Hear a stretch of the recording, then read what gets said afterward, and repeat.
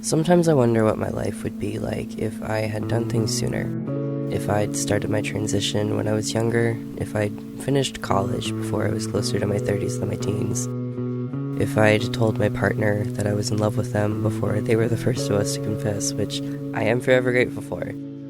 But then, sometimes I wonder if I'd found Red vs. Blue as a kid rather than adult. Would the show still mean as much as it does to me? And what would be different? Where would I be? Who would I be, even? And then I have to ask myself, does it really even matter? That person doesn't exist, can't exist, and I'm just looking at so many different versions of a fantasy that isn't worth the wasted space. But it still loops in the background, like time is made of circles and spirals, always coming back around to the same point in space. Because the truth is that we can't change the past. We just have to make peace with it. And sometimes that's the hardest thing that we can do.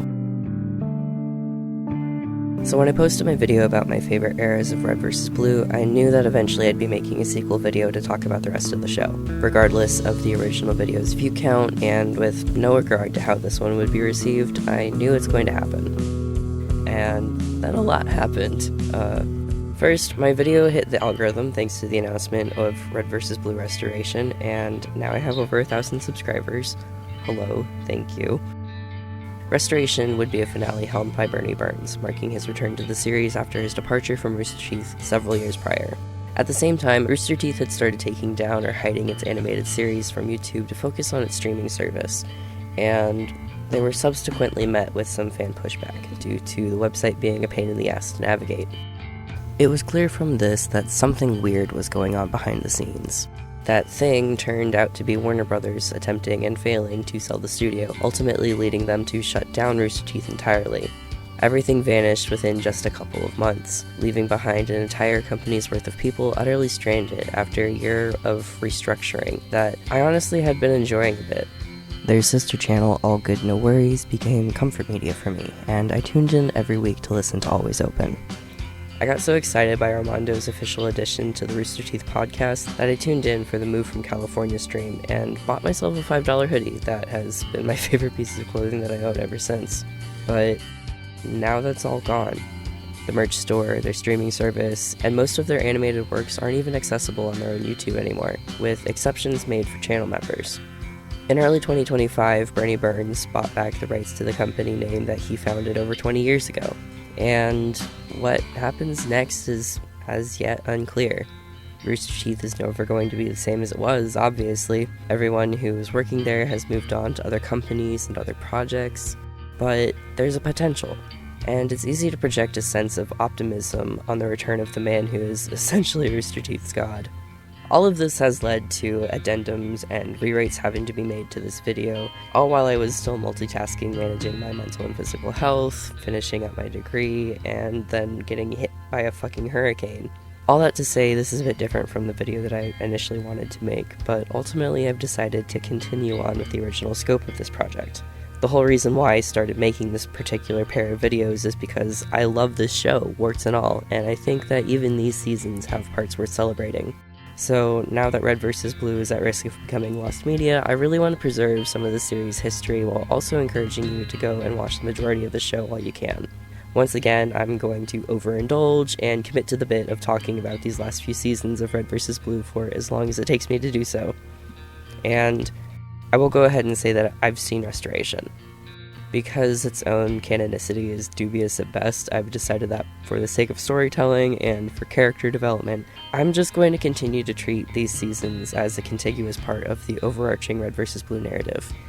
We're going on the assumption that the character actions and their personal growth are a natural extension of their previous actions from the rest of the show, and that they would maintain continuity if not for Restoration's existence.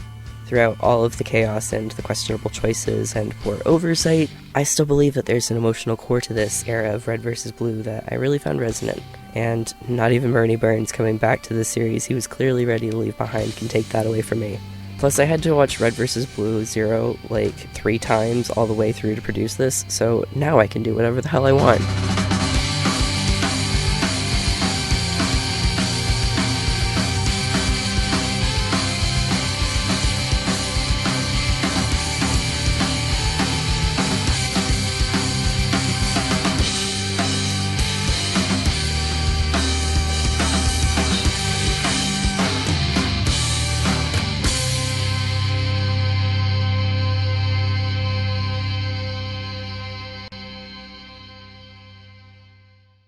With the series having come to a fairly decisive end with the season 13 finale, the team took a break from the narrative part of the show to just have some fun with the characters that they'd created.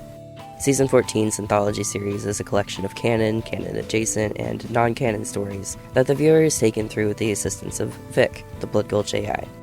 We're going to go ahead and do a speed run through each of these episodes because I'd really like to get back to the main plot. Episode 1, Room Zero, is a very cute 2D animated special of one of Epsilon's adventures while he was in the memory unit. I particularly enjoy that Griff was animated so that his waist squished out of his armor, and the noises that these grunts make when they're stomping just makes me laugh each time. Episode 2, From Stumbled Beginnings, is a canon episode that shows the origins of Griff and Simmons' relationship and their first failed mission that led them to being recruited to ancient Florida's outpost. Episode 3, 50 Shades of Red, is a canon episode that shows some of Sarge's military background and his recruitment by Florida to lead the Blood Gulch Red Base. And we also see the interview with Tucker that led him to being made Blue Team's second private. Episode 4, Why They're Here, is a canon episode that shows Alpha's installation into Private Jimmy, thereby taking over his body, and we see both teams' first days at Blood Gulch. Episode 5, Brick Gulch, is a non-canon stop-motion episode using toy figures and human actors. It's very cute and I think you should watch it. Episode 6, Orange is the New Red, is a semi-canon episode following a group of Red Team soldiers as they seek out a Blue Team to fight. Episode 7, Invaders from Another Mother, is the follow-up episode that continues these adventures as these new Reds find Blood Gulch, but it doesn't go well. This pair of episodes are okay, you can watch them if you want. Episode 8, The Number One Movie in the Galaxy 3, is a fake live-action trailer for a Red vs. Blue movie. It's fine, but honestly I think it's kinda skippable. Episode 9, Club, is a canon episode that shows Felix and Locus's origins as bounty hunters tracking down criminals, shortly after they left the UNSC military and before they took a hard turn into being bloodthirsty mercs.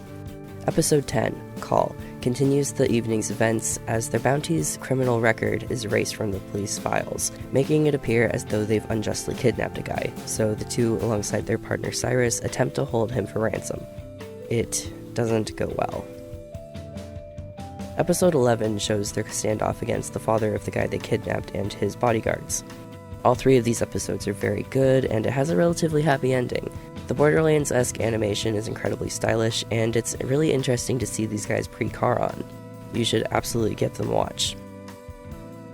Episode 12, Fight the Good Fight, is an absurdly cringy military propaganda advert for the Red and Blue armies, and it's not easy to watch. Feel free to skip it.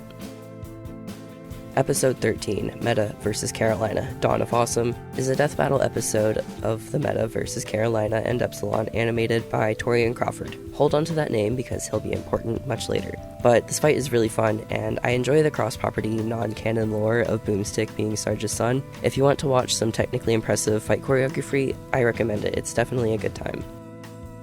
Episode 14, Gray vs. Gray, is a potentially canon episode starring a group of Reds and Blues who are all inextricably colorblind. It's pretty fun, but also skippable in my opinion. Episode 15, Caboose's Guide to Making Friends, is just as the title implies. It's surprisingly heartfelt and insightful. It's a 10 out of 10 from me, please watch it. Episode 16, Headcanon, shows Omega's point of view during the end of Season 5. It's fine. Episode 17, Get Bent, features another one of Epsilon's failed attempts at reaching Tex in the memory unit, where all the non-blues and Tex get gender bent. Tex? Tex! Oh my god, Tex! You're here! Well, this seems to be where all the action is. Tex, what's up with your voice filter? What voice filter? Let me think about this for a second. Yeah, I'm cool with it, but I'm out. It's very silly and watchable. Episode 18, Red vs. Blue the Musical, was co-written by Miles Luna and Nico from Trocadero, and as the title implies, it's a musical. Apparently none of the cast members had their voices pitch corrected to keep it authentic, which I think is fantastic. And even though in the end it's revealed to just be Donut's retelling of events to the chorus soldiers, I still found it hilarious and I think you should watch it. Episode 19, Immersion Warthog Flip, shows Bernie and Miles Luna doing some science to figure out what it would take to do the Warthog Flip from Halo in real life. It's pretty short, but they do get to blow up shit like it's a Mythbusters episode, so definitely go watch it. Episode 20, Mr. Red vs. Mr. Blue, is a semi-canon episode taking place just before the Reds and Blues were relocated to other bases following the events of Season 5.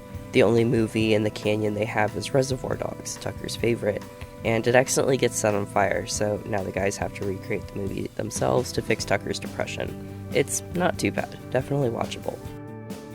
Episode 21, The Triplets, is about Ohio, Iowa, and Idaho, Project Freelancer's worst agents, and their ousting from the project onto an icy planet where they decide that their new mission is to be the enemies of these ex-Charon mercs who are also abandoned. It's pretty cute, and the triplets come up again later, so you can just hold them in your head for now. Episode 22, RVB Throwdown, is a rap battle between Church and Sarge. It's fun enough, but not necessarily required viewing.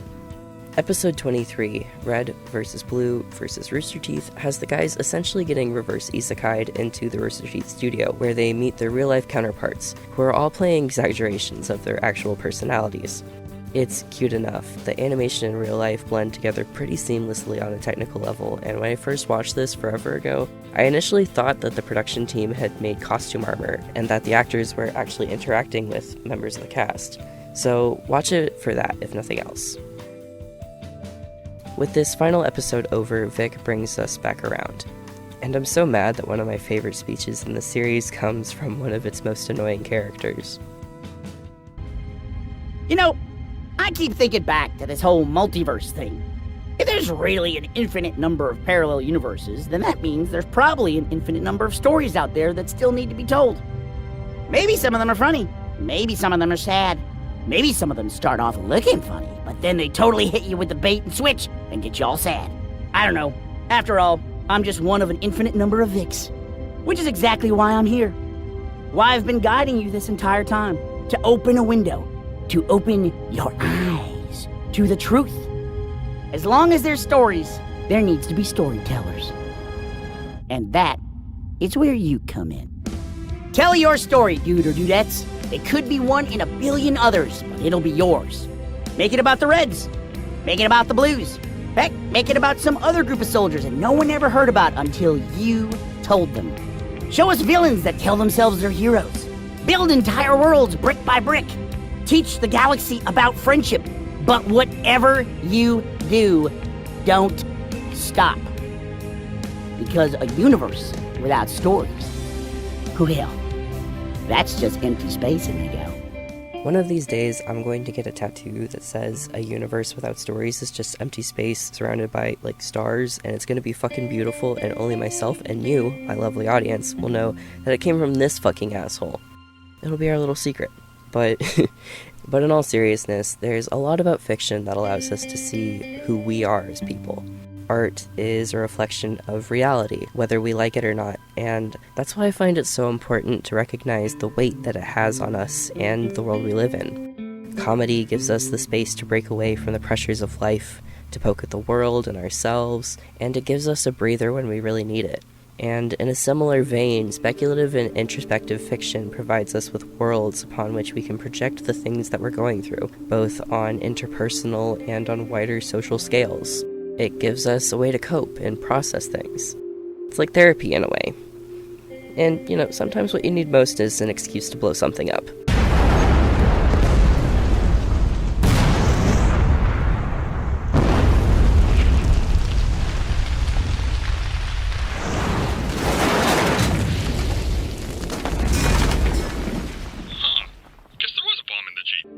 I feel like after working on Red vs. Blue for nearly 12 years, and after the sudden and tragic loss of Monty Ohm, the creative team at Rooster Teeth really just needed some time to decompress. The company had been growing pretty rapidly by this point, and they were venturing out into more creative projects than I can count.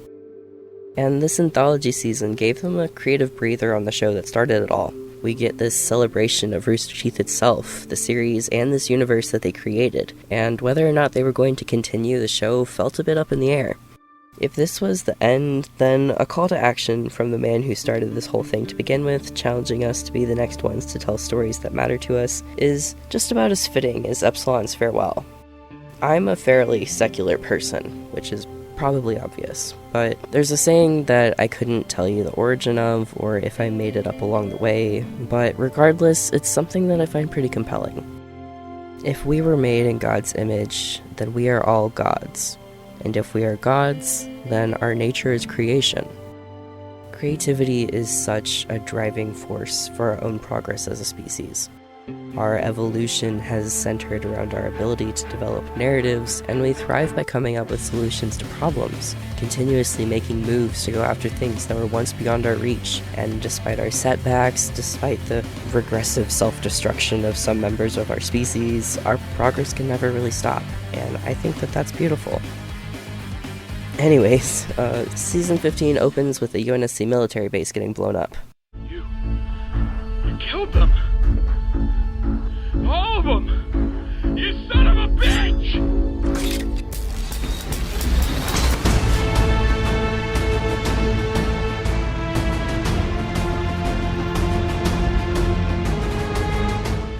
It's pretty obvious to any returning viewers with an understanding of these characters that these aren't our Reds and Blues.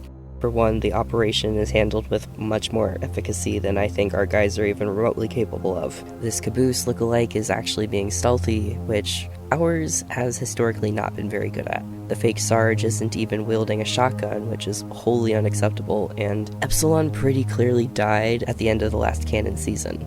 So now the big question is, who the hell are these guys? Military news reporter Dylan Andrews is out to find the answers. For the first section of this season, she becomes our focal character as we follow her on a mission to figure out what's going on.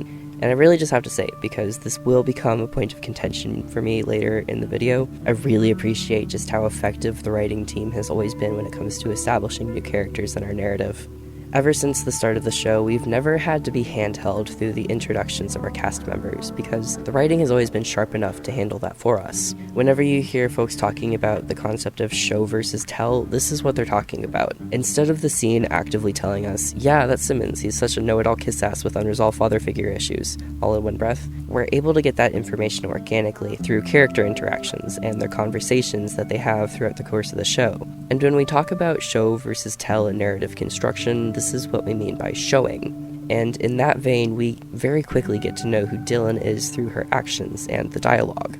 We learn that she has a lot of experience under her belt and is a quick thinker based solely on the way that she cons her way into the restricted zone of the UNSC base. We have a live LOL RPG upstairs with a BPRD of over 5,000. God, that's a lot. We're expecting an LSAT RTAA in the next 8 minutes. Okay, that sounds pretty big. Class 1 FUBAR FOSHO. Using her report as a way to communicate exposition to the audience is a pretty clever move from the writers, since it catches us up on what's been happening while doing so for a sensical in-universe reason. We learn from her that ever since defeating Charon 10 months ago, Chorus has declared its independence from the UNSC, but is struggling to maintain that independence thanks to the media narrative that is spun up about attacks being perpetrated by our Reds and Blues on the colony's behalf. As a result, peace talks between Chorus and the UNSC are at risk. Dylan and her cameraman pretty swiftly get kicked out once the military personnel realize that they've been bamboozled. Her agent at the news station, Carlos, is an incredibly high-strung man who's bailed her out not because he likes her, but because she's a decorated journalist who's won multiple awards for her work, including her report on the fall of Project Freelancer. It's with this conversation that we get even more characterization for Dylan, including her biggest character flaw. She's a chronic workaholic to the point that it's putting a strain on her relationships to the people around her. Carlos is ready to stop supporting her because she keeps getting herself into trouble, and her cameraman quit because he's tired of being put in danger just so that she can get a good angle. Carlos gives her 2 more weeks to track down her next lead, and she starts where Wash did back during his recovery days. We've returned to Blood Gulch, and on their approach we're introduced to Dylan's new cameraman, Jax. He's Carlos's nephew, an inexperienced film student with dreams of making big-budget action movies. He's obnoxious and annoying and full of movie references, but fortunately the writing never lets him get too overbearing. Unfortunately for Jax, Dylan can barely stand him. I'm gonna smash cut your empty skull against that rock if you don't shut the fuck up and roll camera. Got it?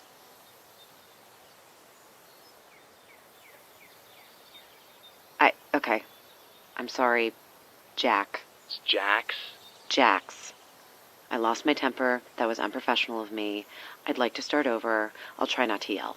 Dylan starts filming her exposition about the origins of the Reds and Blues when she's interrupted by Kakaina, and I think this is the first time we hear her actual name spoken in the series. Kai tells Dylan about the things that went down while she was at Blood Gulch, and that ever since everyone left, she's converted the canyon into a locale for various music festivals and conventions. Dylan redirects the conversation back to the guys, and Kakaina insists that her brother would never participate in the attacks. If Dylan really wants more information about the Reds and Blues past, then she should find Vic. The years have been taking their toll on Vic, and he's a bit glitchy, but he still has his logs from the first few seasons. Vic agrees to work with Dylan on the condition that after he's helped her, she kills him. I just need you to reach back behind me here and go ahead and pull that plug. I'd do it myself, but I ain't got no hands. No hands! No hands! Dylan and Vic work out a deal, and with the logs in hand, she and Jax make their way to the next location, and oh boy. So this is probably the exact moment that you can tell that the edibles finally kicked in for the writers. That's right. We are just getting started. Oh god. Dylan and Jax head out to the old Freelancer snow base where the Reds and Blues faced off against the Meta. She's been going through the files that Vic gave her and has names for all of Project Freelancer's former agents, all of whom have gone missing, most of them since the attack started.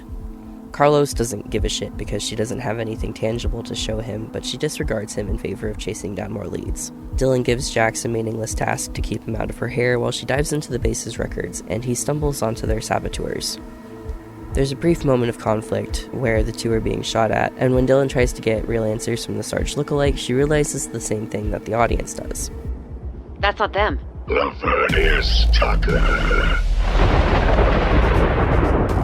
And then this fucking guy shows up again, and I'm sorry, but I cannot take him seriously. You'll see why shortly. But Dylan and Jax get away safely, and their next stop is Chorus. Dylan shoots Jax in the ass in order to get to Dr. Gray so that she can ask for information about getting in touch with Kimball, who's been elected as the planet's leader since Charon's attack. Emily doesn't trust Dylan because of the media's coverage on the story so far, putting Chorus's peace talks in jeopardy, but she gives Dylan a name, and that's all she needs. She takes the name to her partner, and I feel like this brief interaction sums up everything that we need to know about the status of the relationship. I need a favor, James. Between us. And no one else can know. That's why you're calling. No, hi honey, how are the cats? I'm sorry, it's urgent. Are we still married? Can we please talk about that later? I have only known this man for like 30 seconds and he's already broken my heart. This is how you write characters, and I'm sorry I keep hyping up these little moments, but we're gonna get to why they matter when we finally talk about that. God, I just want to rant about Zero so bad. Anyways, James gets her the information that she needs and gets her meeting with Kimball. Like Dr. Gray, Kimball doesn't trust her, but she's always been pragmatic, and the planet's guardian AI confirms that Dylan is telling the truth. So Kimball tells her where she can find the Reds and Blues, and gives her something to pass on when she finds them. The two arrive to find the real Reds and Blues in a bit of a state of chaos. Dylan and Jax's presence isn't readily accepted, but at the mention of missing freelancers, Carolina and Wash decide that they want to hear more, so the team agrees to talk to her and set the story straight. Their story isn't so straightforward. After Charon's defeat, Chorus celebrated, in part by activating the Temple of Procreation that I neglected to mention in my last video, which sent the planet into a sexual frenzy, and it's heavily implied that Griff and Simmons fucked each other while locked inside a broom closet. We said we wouldn't talk about that! For their contributions in saving their planet, Chorus owed them all a debt. When asked what they wanted, they said that they just wanted somewhere to go where they could be left alone. So for the last 10 months, they've been on this isolated moon called Iris. Things haven't exactly been quiet. Between the bases getting burned down, and the dinosaur attacks, and the dinosaur versus robot attacks, and starting a band, and even the weirdest thing to have happened to them yet. Wash grew a beard. It's kind of itchy. They've been kept pretty busy by their inherent tendency towards shenanigans, though it's less life-threatening than they have been. Dylan asks about what happened at their final stand. Her records don't go beyond their boarding the ship. Tucker tells her that they saved the day. Church's plan to use the suit worked like a charm, but then he was just gone. The suit was empty, and without an AI to run it, it was basically useless. Now that they've told their story, it's Dylan's turn to explain why she's here. She tells them about the attacks framing the Reds and Blues, and that former freelancers have gone missing. Carolina and Wash are particularly unnerved by that last one, but none of them are jumping to help solve this mystery. And then Dylan shows them a message that Kimball sent her. This is Church from Alpha. If you're getting this, it's an emergency. And, please, send help. God fucking damn it. It's messy and full of static, but it sounds like it's a message from Church. Tucker and Caboose immediately leap at the chance to go on a rescue mission for their friend. Carolina and Wash try to talk some sense into them because there was nothing left of Epsilon after the fight.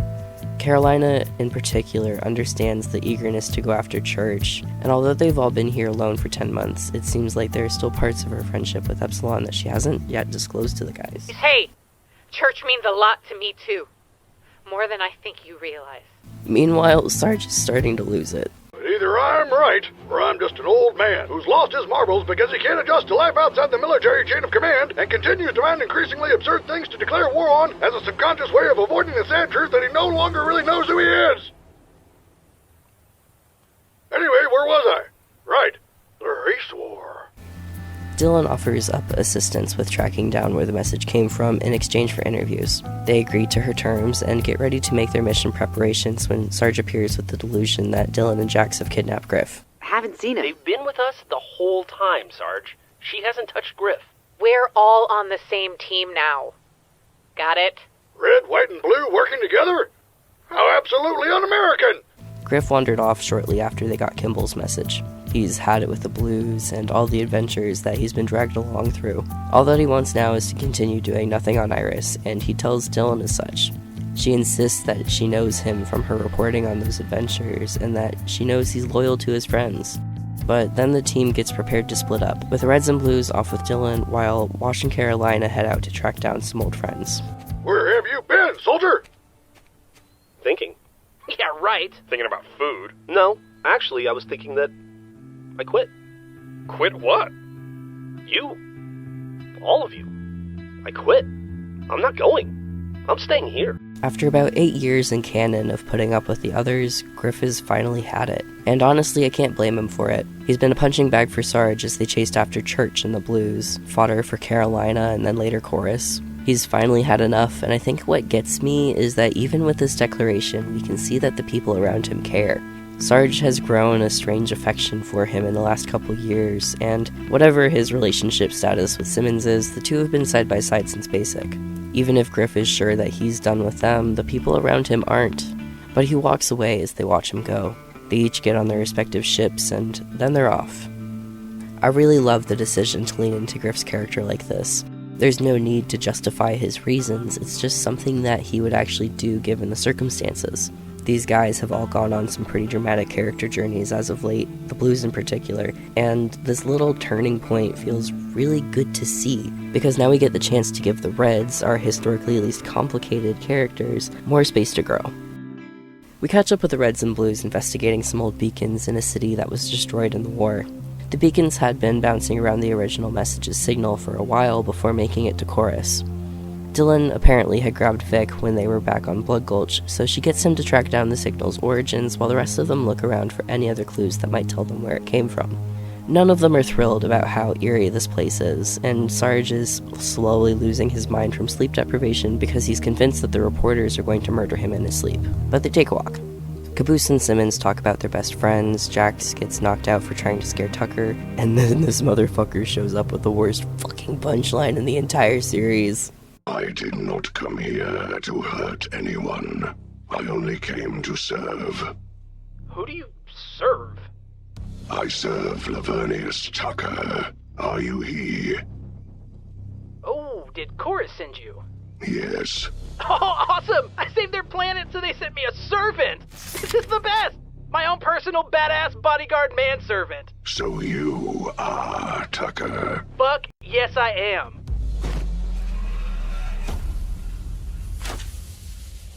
You've been served. This joke is so fucking stupid. Oh my god. I hate it so much. What is this? Why? God fucking damn it.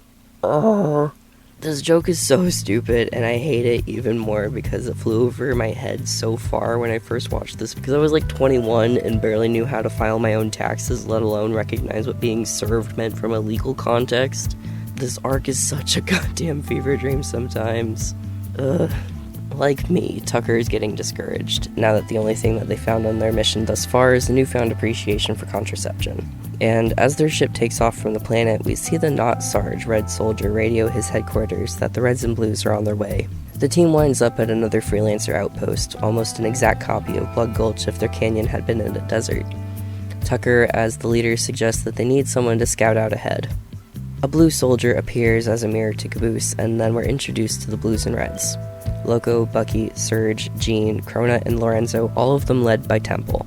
These guys were part of another simulation base for Project Freelancer, where they were abandoned after the dissolution of the program.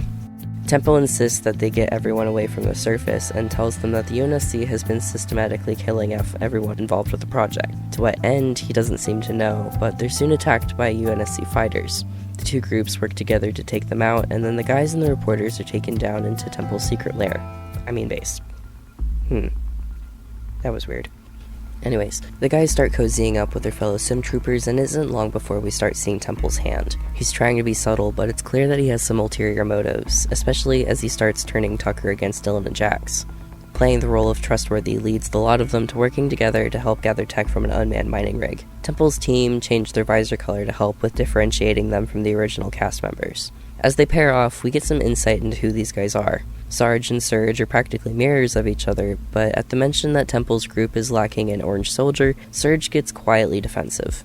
Meanwhile, Donut is getting along swimmingly with his other half as they exchange oblivious innuendos about Russian philosophers. And where Caboose is a bit difficult, Loco is... I can fix a vortex capacitor and have enough multicasting shifter coils to deionize the cornfields for sure. What? Did you get any of that, Simmons? I understand Lopez better than I understood that.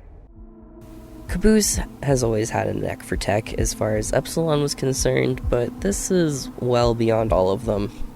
Temple asks about their freelancers, and we cut over to Carolina and Wash, standing on a beach overlooking a sunset. The shack on this little island belonged to Agent Illinois. Carolina shares some of the little history she had with him. Illinois and York were drinking buddies, and she would get brought along sometimes. Unlike the other agents, Illinois wasn't there to rise through the ranks. He did his job, he did it well, all with the goal of retiring in a shack by the ocean. Wash apologizes for bringing up memories of York, and Carolina regrets how things ended with him. She's struggling to see the growth that she's gone through, but Wash believes that she's capable of changing and moving forward, and he tells her that it's never too late to start over. She calls him David, stripping away everything that the project made them into, and here and now, as they stand on this shore, they're just a pair of fractured people, finding intimacy and connection in their vulnerability. You don't have to do that.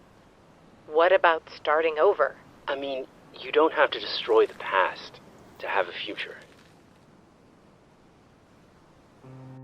Carolina has grown so much from the asshole that she once was, but she's still struggling to reconcile her past with her future. I love that this scene was her initial epiphany, but that it wasn't some ultimate everything is better now moment. Realizing what you need to work on is only half of the battle. Carolina's journey towards reconciling with her past is grounded in her determination to move forward, but that doesn't mean that her path towards bettering herself hasn't been troubled. She nearly lost herself on Chorus in that first fight against Sharkface, and it was through her relationships with Epsilon and the guys that she was able to reshape herself into someone that she wants to be. And even with that, she still has to try. I love that this series reminds us that recovery isn't a straight line. Sometimes you'll find yourself returning to old behaviors and thought patterns that set you back on your journey. Maybe you even relapse. But you can always get back up and start again. Their tender moment is cut short by Wash being just the most tactful. Take off your suit. What? I got an idea. Take it off. Although initiated in a hilariously poor way, Wash's idea is to activate the recovery beacon on her armor since it has a tracking device. He deactivated theirs a while back, so maybe the reason they've not been found yet is because someone's using the beacons to track down the agents. They use her gear as a lure, and of course the sim troopers arrive. Wash and Carolina are taken aback by the double trouble, and when they're taken back to the underwater base for a proper explanation, they find it difficult to believe Temple's assertions that the UNSC is responsible for getting rid of everyone from Freelancer. Carolina wants Dylan and Jax to be told about all of this, believing that trusting the press and getting the story out about the UNSC could lead to justice just as well. She's done with indiscriminately killing people when there's the possibility of a better way. Of course, this gets rebuffed by Tucker and Temple, who insist that the people behind this will just go into hiding until it blows over.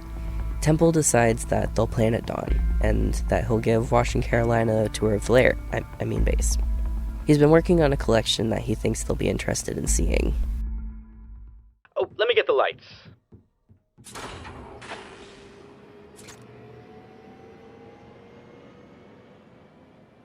Recognize anyone? Oh man, that's Asian Arizona's armor, isn't it? In Maryland, there's Alaska. Oh, I think you need to check your plumbing. That smell. That's not sewage. I don't think these are just suits of armor. What? That's... You. Guilty. What did you do to them? I killed them. I murdered them. I set my vengeance free upon them, and it felt so good. But not half as good as this feels. Well, if it's a fight you want... Then I think we can oblige. I could never best you in a fight. And anyway, don't they say that revenge is a dish best served frozen? My greatest fear is that you would know me, Carolina. That you'd recognize my voice and the game would be up. Carolina, I can't. I can't move either. I'm locked. The armor lock technology was salvaged from Project Freelancer.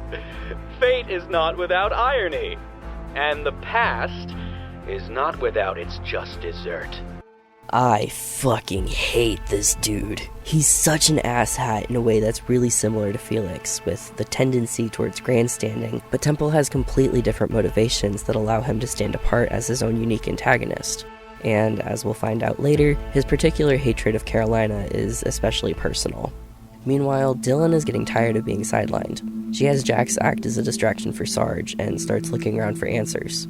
She wanders in on Loco and Temple as the former is working on his mysterious device. Temple is openly abrasive and rude to Loco, and there's actually quite a bit of foreshadowing that's dropped into Loco's technobabble here.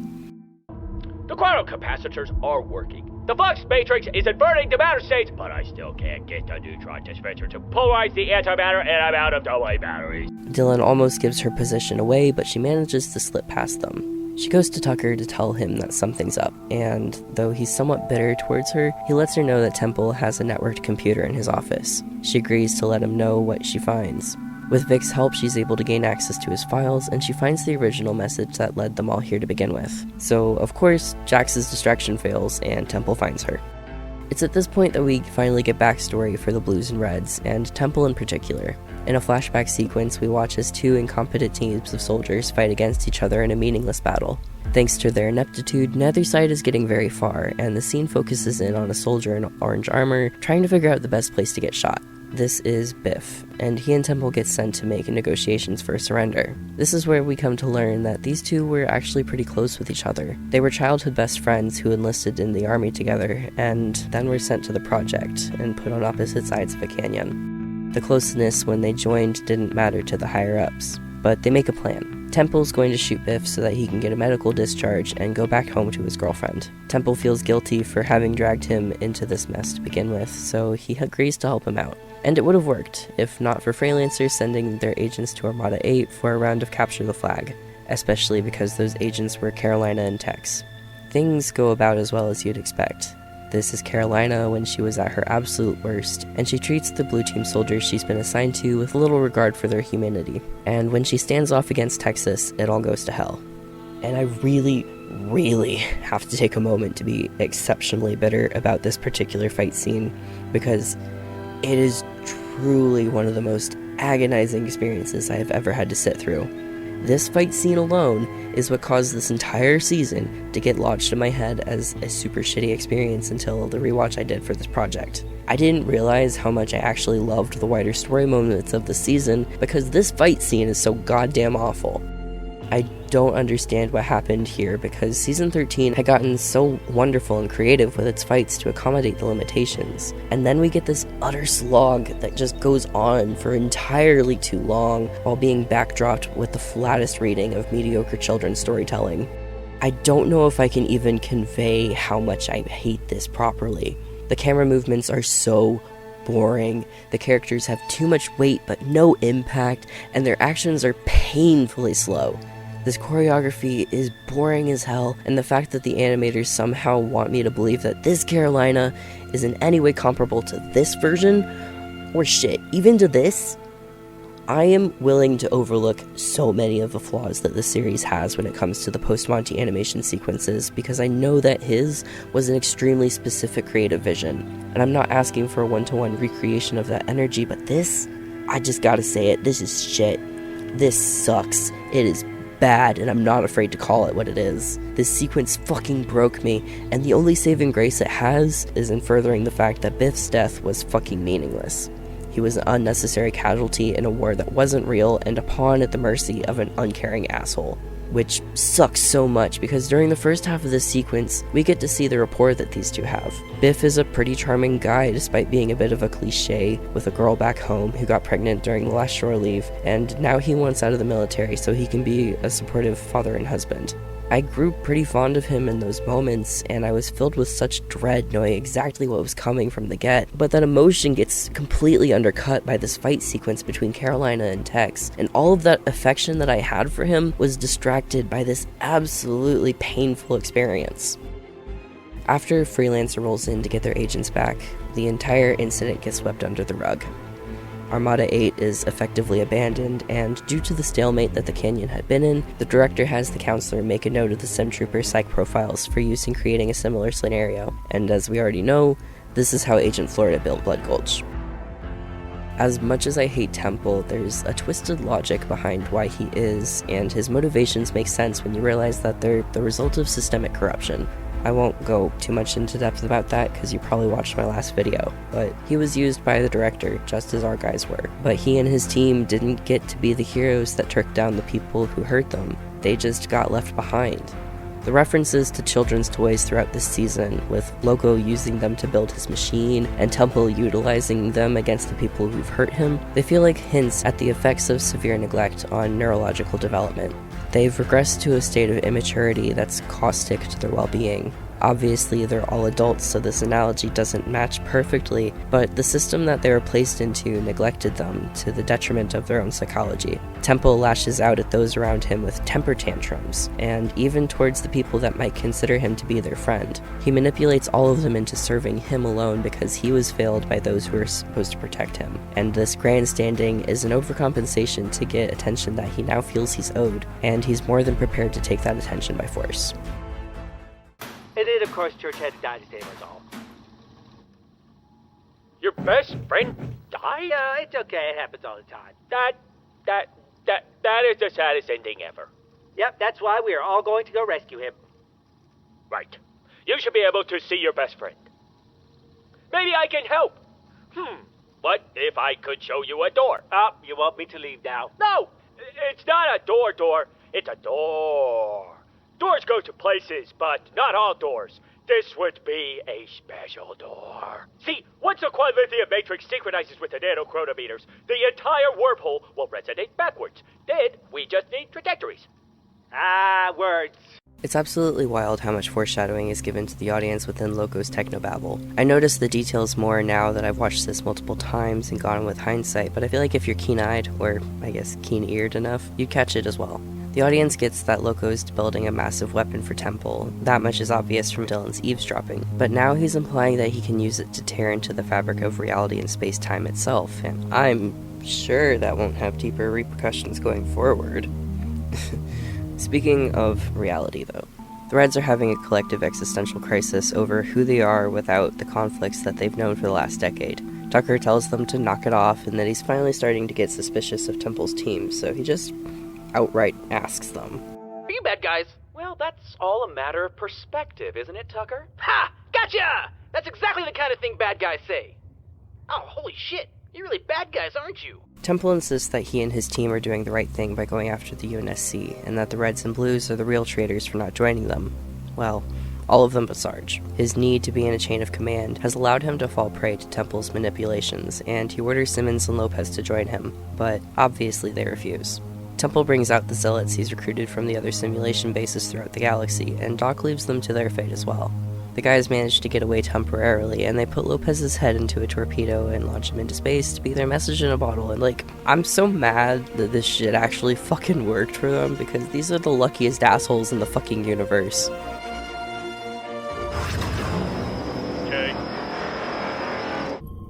¿Qué está pasando? ¿Quién está ahí? Ayuda. Meanwhile, we finally get caught up with Griff. After being left alone on the island for a few weeks, he's really not doing so well. Now listen, Simmons. Cinnamon. Similaria. Focus, Griff. Now things ended really bad out there, buddy. No, friend. And I've been thinking. I need to tell you that I am super duper, I'm so incredibly hungry. You're hungry, aren't you? No, Simmons, I'm not hungry. That's not what I'm trying to say. As much as he insists that he doesn't like any of them, it's pretty evident that that's not really the case. After the last 8 or so years, they've gone from reluctant enemies to reluctant allies, and now they're all bonded together through experience. They might clash at times just through the nature of who they are as people, but they've trauma bonded so hard. And honestly, I really love how Griff is the one that we get to see this dynamic through. As the person who bears the mark of least fucks given, I think it's great to see him actually maturing in a way. No, not again! This is not gonna happen again! Now listen, everyone, I got a thing. I gotta say it. I'm like super duper spectacularly selfish, useless, repressed. Shut up and listen to me. Everyone, I am so completely insane. Fortunately for Chuck here and his horde of Wilsons, he's found by Locus, who was informed of the situation on Armada 8 by Lopez. Ever since we last saw him, Locus has been at work throughout the sector, trying to redeem himself by helping those in need, and he's made a vow to never kill anyone again. Recently, a small colony that he was aiding was attacked, and the generator that they relied on was stolen. Without power and without external help, they slowly succumbed and everyone died. Based on what Lopez told him, Locus has a feeling that Temple and his gang are responsible for that. He's motivated in part to stop Temple's group from committing more atrocities, but also for a sort of vengeance. As much as he finds Griff annoying, he knows that finding his friends is his best chance at accomplishing that, and in order to do so, they'll need a plan. Griff fulfills his role to the best of his ability, though he's caught on the base's cameras by Temple and Surge while he's sneaking around. He gets captured, and Temple takes him to the makeshift jail cells that his friends are being held in, and with no regard for Temple's bullshit, he makes a proper apology. I'm sorry. Everyone, Simmons, I'm sorry I left like that. Tucker, I'm sorry I didn't come with Shut up, please. Caboose, I'm sorry I didn't help you find Church. That makes me a bad friend. It's okay. I know he's still out there. Really? You think so? Stop it. But I don't want to. Temple taunts Caboose with the archived message that he pulled from Freelancer's files and modified as a lure. Tucker's immediate protectiveness is such a contrast to where they were just a few years back. Seeing the guys act as older siblings to Caboose is really heartwarming because it shows an acceptance that they once lacked. Caboose's head has been through a lot, and it's left him pretty scrambled. But instead of dismissing that, they've come to recognize that his disability and his needing some help every now and then doesn't make him a less valuable member of the team. My circumstances are obviously different from Caboose, but if you couldn't tell already from the hours-long infodump sessions masquerading as video essays, I've got ADHD and what my partner calls peer-reviewed autism. My brain is quite literally wired differently from neurotypical people, and my brain chemistry has different requirements and priorities that I have to manage manually. I miss details sometimes, and I'm awkward as hell with most social encounters. It's not the easiest thing to have to go through life without external support when meds hurt more than they help. I grew up masking basically 24/7 to the point where I was severely depersonalized nearly every day. I was finally diagnosed for ADHD at 12 years old and medicated for a few years, but the meds didn't do anything but cause me to be even more anxious. In my junior year of high school, I started getting anxiety and panic attacks. The concept of therapy was wielded against me like a club that would bash my head in. The implication that there was something wrong with me, that I was inherently broken and needed to be corrected, was too much for me to bear. So the mask that I wore tightened. I frequently would have to leave the classroom in order to hide in the corners of the hallway just to have some breakdowns alone. I was afraid of being honest about my feelings in my homes, but I stopped taking the Ritalin. I got through the rest of high school without meds and a few more panic attacks. And when I was 20 years old, I finally got to the point where I was able to take the mask off for longer periods of time until I got to where I am now, unmasked and unashamed. I think that's part of why I feel so deeply attached to Caboose. He's my favorite character in the show, not because of any tragic backstory or because he goes through the most radical character growth, but mostly because he's a guy that, despite never taking off his helmet, has never hidden behind a mask. Caboose is just out here living his best life as who he is, regardless of whether or not that irritates the people around him, and I find that to be genuinely admirable. He doesn't need to be fixed. Through circumstance and by being himself, Caboose found a family that cares about him, and he cares about them in turn. He's consistently been the most emotionally intelligent of the team, despite all of his ineptitudes, and I really appreciate the show for allowing the people around him to adapt to their new relationship. I feel like Church's final sacrifice changed the series' status quo in a pretty big way. Up until that point, our cast has been pretty untouchable. There's a cartoonish, video gamey logic to the way that they go through hell constantly, but are never seriously injured unless it's explicitly fatal. They'll get the shit kicked out of them, they fail time and time again, but they can always get back up. Epsilon's death created a universe where these characters can and will suffer lasting consequences. And I think that's shown in the tenderness with which the guys show Caboose, because they've all grown up together, and they've gained an awareness that Caboose is the way he is for a reason. He can't help the times where he just doesn't understand things, or if something's been perceived incorrectly. So instead of lashing out, they're patient.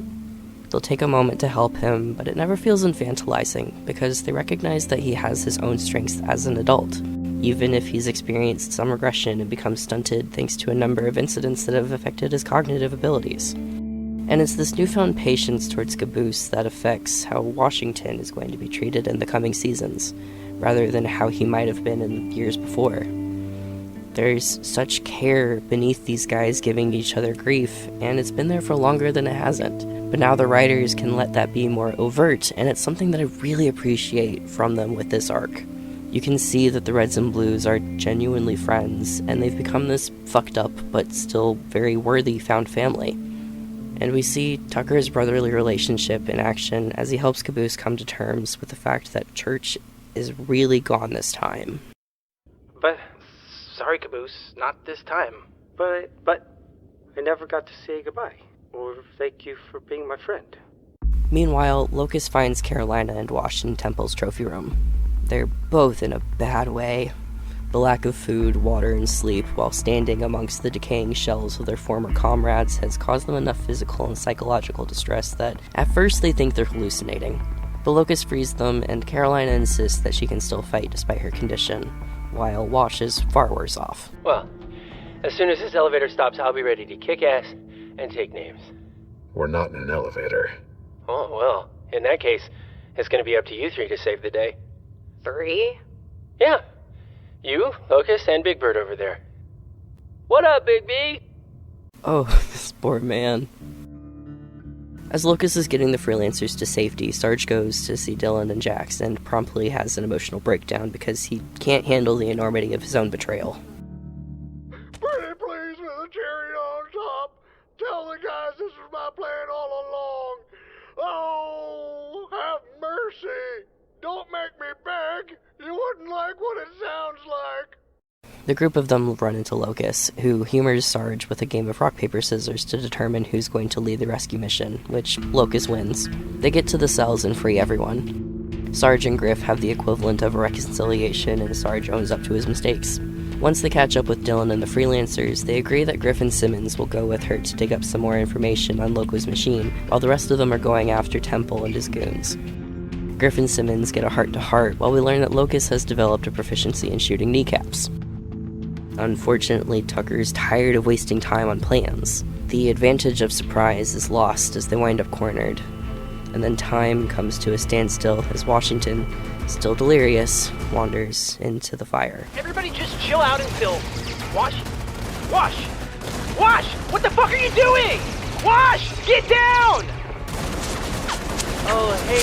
Oh.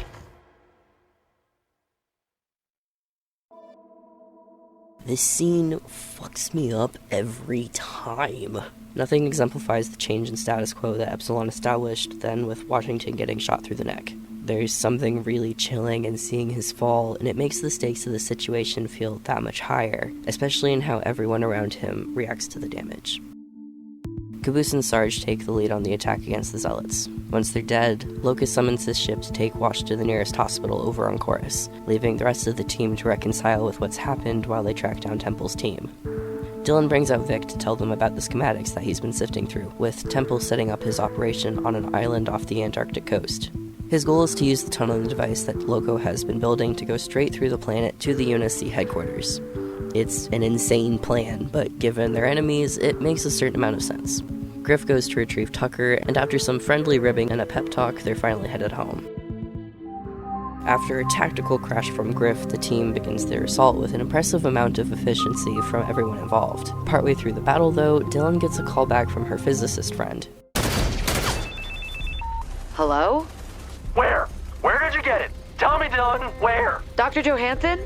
Slow down. What are you talking about? The machine. Where did it come from? It's aliens, isn't it? It has to be. The machine? But you said it could never function. I was wrong, and now we're dead. We're all dead, Dylan. The damn thing is fully fucking functional. We ran the plans through our simulators, okay? The damn computers froze and overheated, then it just works somehow. How? I don't know. But you said it needs a supernova of power. I can't believe I'm saying this out loud. Dylan, the damn thing is a time machine. It generates power by opening a wormhole to the past and using the energy imbalance between the two timelines like a chronoelectric generator. This is insane. What am I saying? A time machine. You're fucking with me. Oh my god, I wish that were true. This is some Ark of the Covenant shit, Dylan. This is God magic.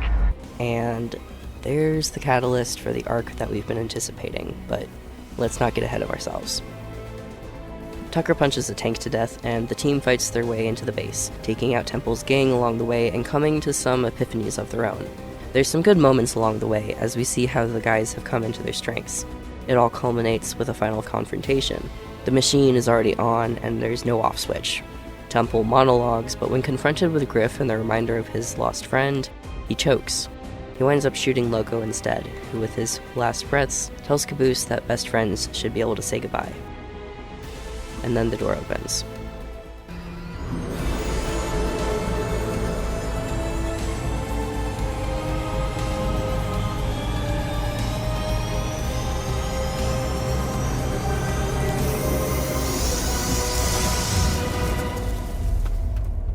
Caboose?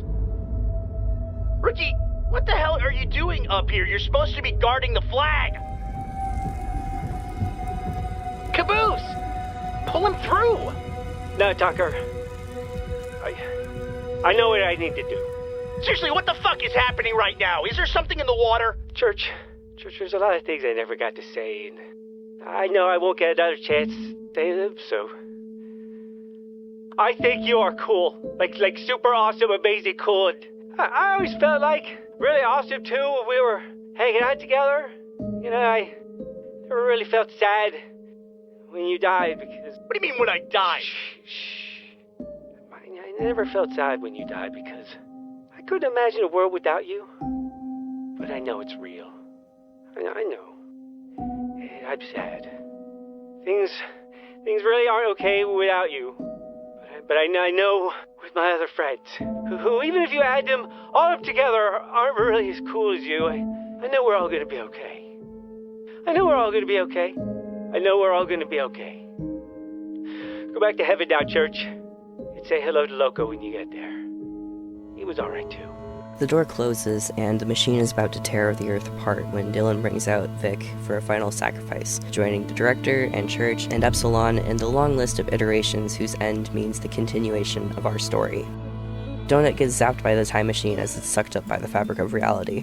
Carolina stops Tucker from killing Temple, showing that she's truly changed by wanting to show him mercy rather than enact an execution. Tucker then knocks Temple out, and once again, our team are planet-saving heroes. Kakaina tags along with the Chorus agents and reunites with the cast for the first time since before the Recollection trilogy, and she continues as a member of the core team throughout the rest of this arc.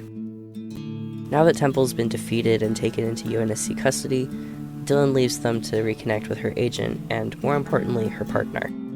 Jax, on the other hand, finds his way into Hollywood, and Washington is now in recovery. The Reds and Blues have earned another break, and thus begins the pizza quest. But I still have thoughts. Season 15 is a huge mixed bag to me, but overall I do find it to be a pretty worthwhile contribution to the story. The expansion of the Freelancer lore through the Blues and Reds of Armada 8 feels grounded within the universe as we know it, and Temple is a unique enough villain for our team to have to face off against. He's a deeply flawed and disturbed person, but he has his reasons for being so, and his canyon makes for a pretty interesting foil to our crew from Blood Gulch.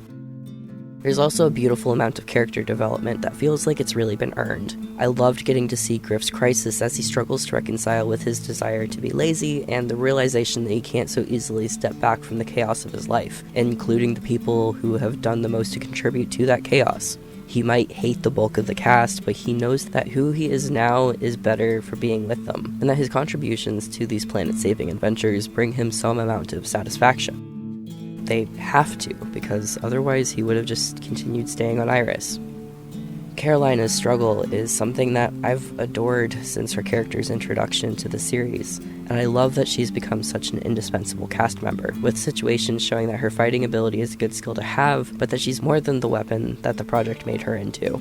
Carolina is still trying to figure out who she is, even with her epiphany in Season 13 that she wants to be a protector for the people that she loves. The loss of Epsilon has led her to forming tighter relationships with the other cast members, with Tucker and Washington her key tethers. It means so much to me to see her messy progress, and that she can be just as much of a jackass as the others. I might not be a woman, but I do have a strong fondness for complicated feminine characters, and Carolina is one of my favorites for that. The highlight for me, though, is Caboose, which, I mean, it has to be no surprise at this point. I really adore that we get to see the depth of his friendships with the others, and I really love his farewell. The emotional maturity that he has is on full display in the way that he assures Tucker that he knows what needs to happen, and his honest expression of platonic love and grief is laid bare for all of his friends to see. It's a moment that I think everyone who's lost someone suddenly wishes that they could get. A final conversation, knowing that it's the last one. And I think the part that really gets me is that he still doesn't say goodbye. Because as long as you don't say goodbye, they're not really gone. Church isn't coming back, that's a fact at this point. But that doesn't mean that Caboose has to fully let go of his friend. You don't have to let them go all the way. The people you love that you've lost can still be there, because memory is the key. And everything's going to be okay. He's gonna be okay. These last couple of rewatches that I've done for the writing and production of this video have given me a really deep appreciation for the writing for this show and the handling of the cast, because even though it's the setup for possibly the most batshit insane narrative arc we could have possibly stumbled into, it's still earnest and poignant and shows that the writers did know what they were doing. I'm finally able to move beyond Spencer the server and the god-awful fight scene because the parts that really matter shine so much against it all.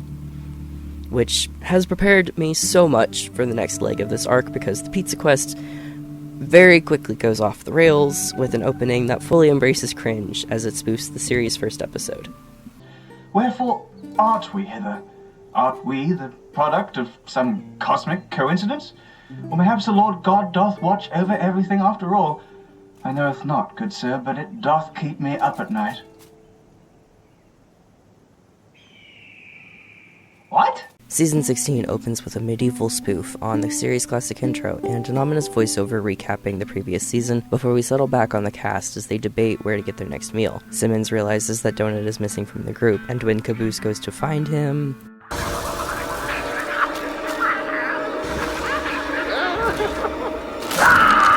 Yeah, meat eater. What about fishy chips?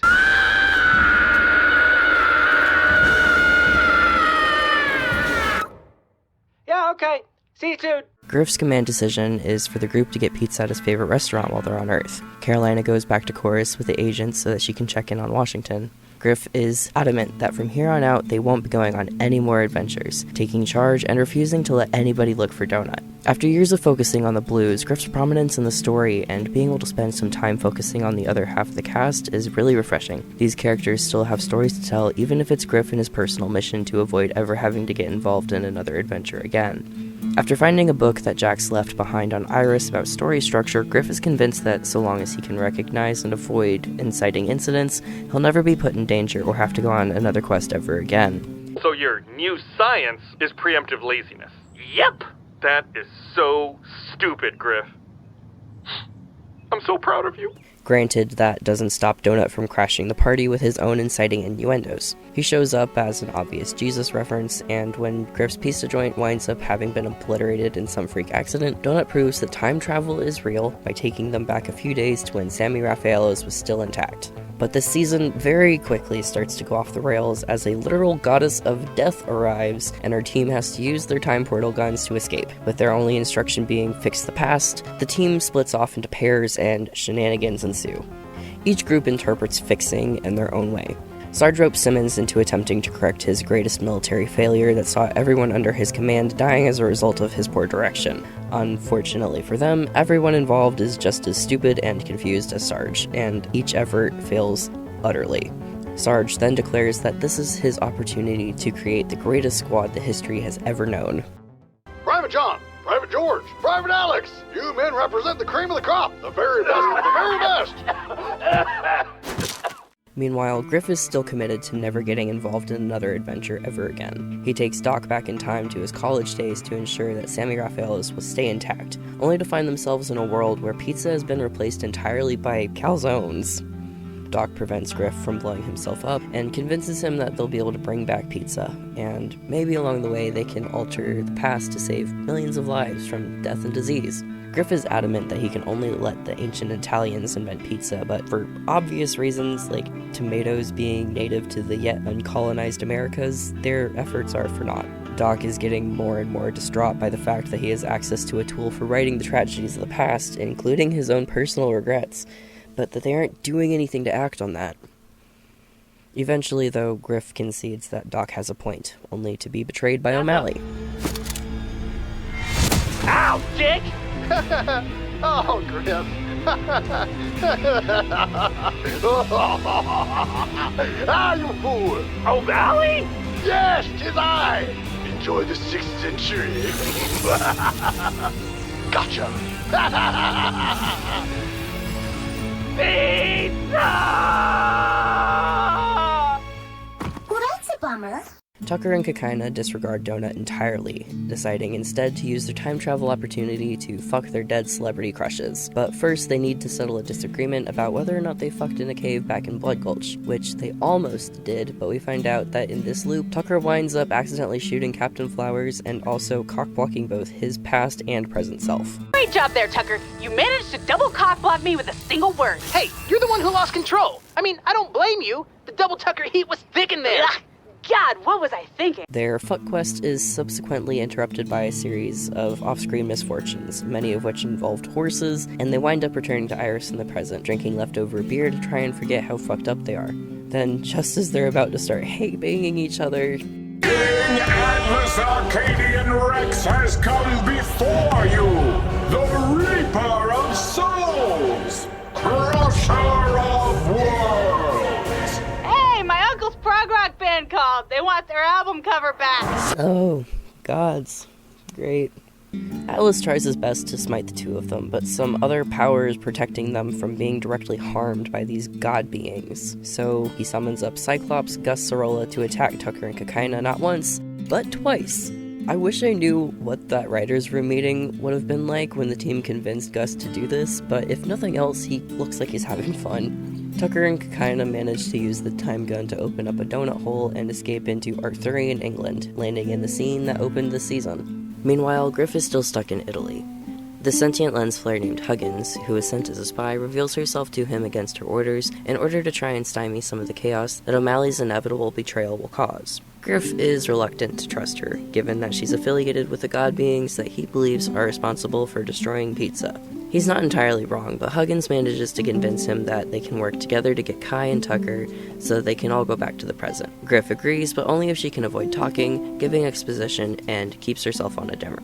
He can only handle the uncomfortable silence for so long, however. As the two walk to England to get back to his friends, Huggins is more than happy to answer his questions about the gods and time travel, and Griff gets someone that he can vent to about all of the bullshit that he's been through. The two wind up forming a pretty sweet friendship along the way, ultimately getting to England and finding that Tucker has declared himself king of Camelot and is already antagonizing the French. Donut appears with some immaculate timing, trying desperately to once again convince his friends to listen to him, but as with all of his other attempts, he's brushed off. When the castle comes under siege, it doesn't take much to convince Tucker and Kai to abandon ship and duck out.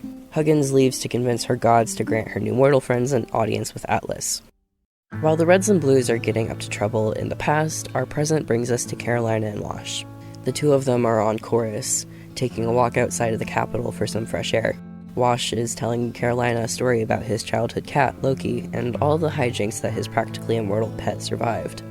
The comparison of the two's resiliency is obvious, with Washington having managed to beat the odds a number of times himself. Despite still being in recovery for his injury, he pushes Carolina to take him to her nearby training course. The two of them indulge in some friendly competition. I love the way that these two are animated. Washington is such a solid man, and every movement that he makes has such weight to it, while Carolina moves with the fluidity of a dancer that has been with her since the freelancer sequences in seasons 9 and 10. Their little training session is going pretty well until Wash's balance beam snaps and causes him to fall. It's not much of a tumble since he's been through worse, but it still shakes him up regardless. The hell are we even doing out here? I'm not in any condition to race, Carolina. I know. Next time you're feeling competitive, find someone else to challenge. You can't rush me like this. Wash. Whatever. Let's head back. When they get back to the capital, Carolina goes to talk with Dr. Gray. This isn't the first time that Wash has had an episode like this, with memory lapses and his mood changing without warning. They're unpredictable, happening at random intervals. Dr. Gray explains that Wash is recovering well, considering the nature of his injury. The brain will heal with time, but only to an extent, and it's uncertain if Wash will ever make a full recovery.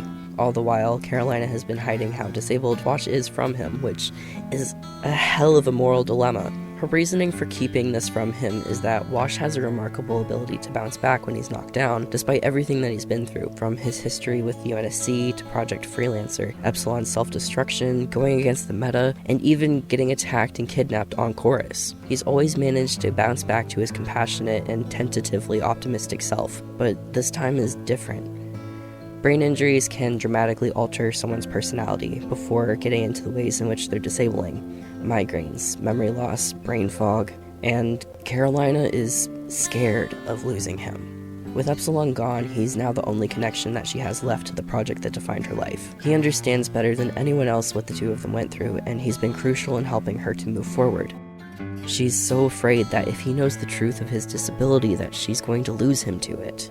It's a selfishness that makes some sense when you consider their shared history and Carolina's complicated relationship with the past, but justified or not, keeping this from Washington is morally dubious. There might be some bliss in ignorance, but you can only keep that going for as long as the truth is withheld. Later on, Carolina gets a frantic batch of voice messages from Dylan. I've been sitting around thinking, Dylan Andrews, you've lost your damn mind. And then I thought, Loka built a time machine. I saw it work. Right after that, the Reds and Blues went missing, and now they're showing up in history books. Carolina. Please don't say it. I think the Reds and Blues are lost in time. Ugh. This situation is very strange. Dylan suggests that Carolina speak with a time travel expert. Carolina goes to find a stir-crazy Washington taking a walk to tell him that she's leaving. He insists that he comes along.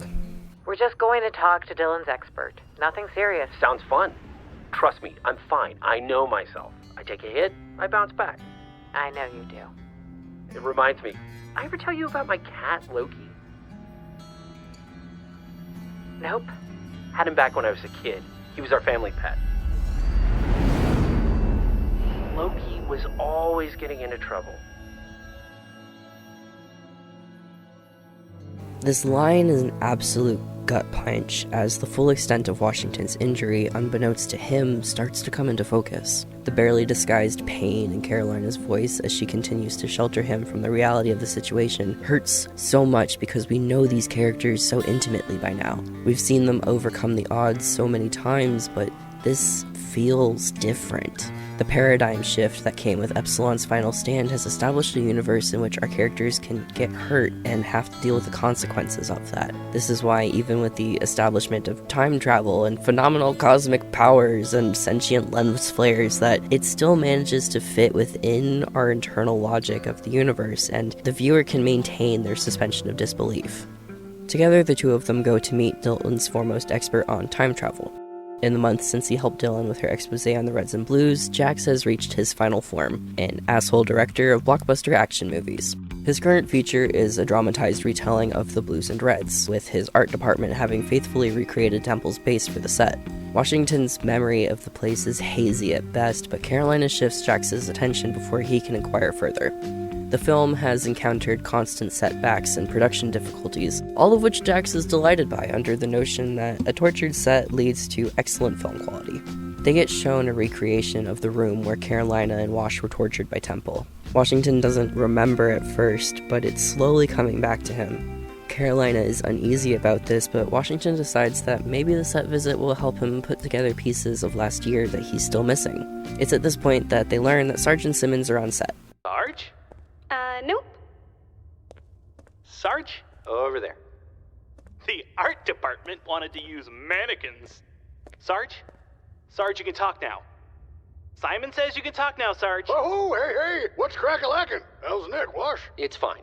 Shortly after the two put together Sarge's ideal squad, the plan was that Sarge would go back to Armada 8 and kill Temple before he turned on his friends. They do make it to Armada 8, but the Temple that Sarge guns down isn't our real Temple. He's an actor. Attempting to fit so many men through the donut hole meant that they got to the right place, but they were taken to the present day, in which Jax was on location filming. Ever since, the two have been with the production, partly as consultants and partly so that Sarge can fulfill his dream of acting, which was unceremoniously derailed by John Wayne being cast in his place because this season is half sincere character study and half fever dream. Simmons retrieves the time gun from a storage closet in Jax's office and opens a portal to the past so he can talk to himself when he and Sarge were still on their self-imposed mission to gather the perfect team.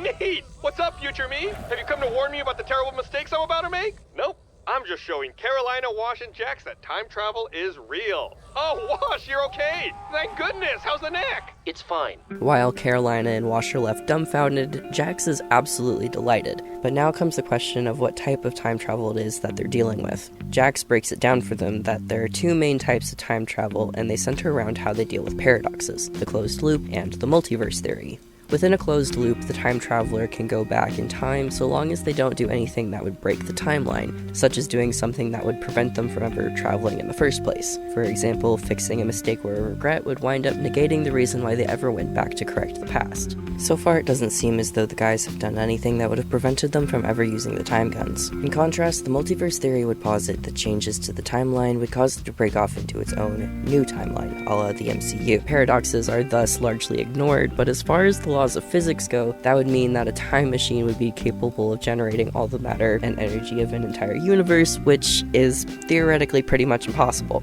There is a third option, which is basically a closed loop, but with more flexibility in allowing a paradox to be restored, but that's more of a plot device than anything else, sort of like Back to the Future, which means that the closed loop version of time travel is the most logical. However, Jax brings up the questionable philosophy of this. In a closed loop, you don't really choose what you do. You have to do what you did. What you will do, you have to do. You can't do anything that you won't do. You know what I mean? Not even in the slightest. Well, basically, it means we're not in control over our own lives. Anything you're gonna do with the time machine, you're gonna do. You don't get to choose. We're getting into philosophy now. Jax attempts to run a quick experiment on whether or not they all have free will, but they're sidetracked by the sudden return of Caboose and Lopez. Caboose presents them with a slideshow that more or less cinches that the type of time travel they're dealing with is still most likely a closed loop. A production assistant comes in to tell Jax that they're ready to start filming. Washington excuses himself to find somewhere to have a migraine in peace, but as he's wandering through no longer familiar halls, he finds himself on the set instead. An actor wearing armor identical to his gets into position for his stunt, and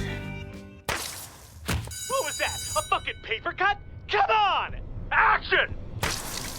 Action! Action!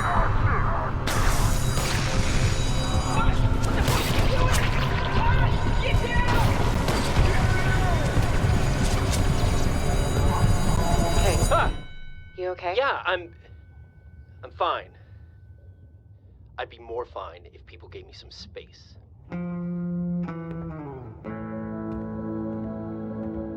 Damn it.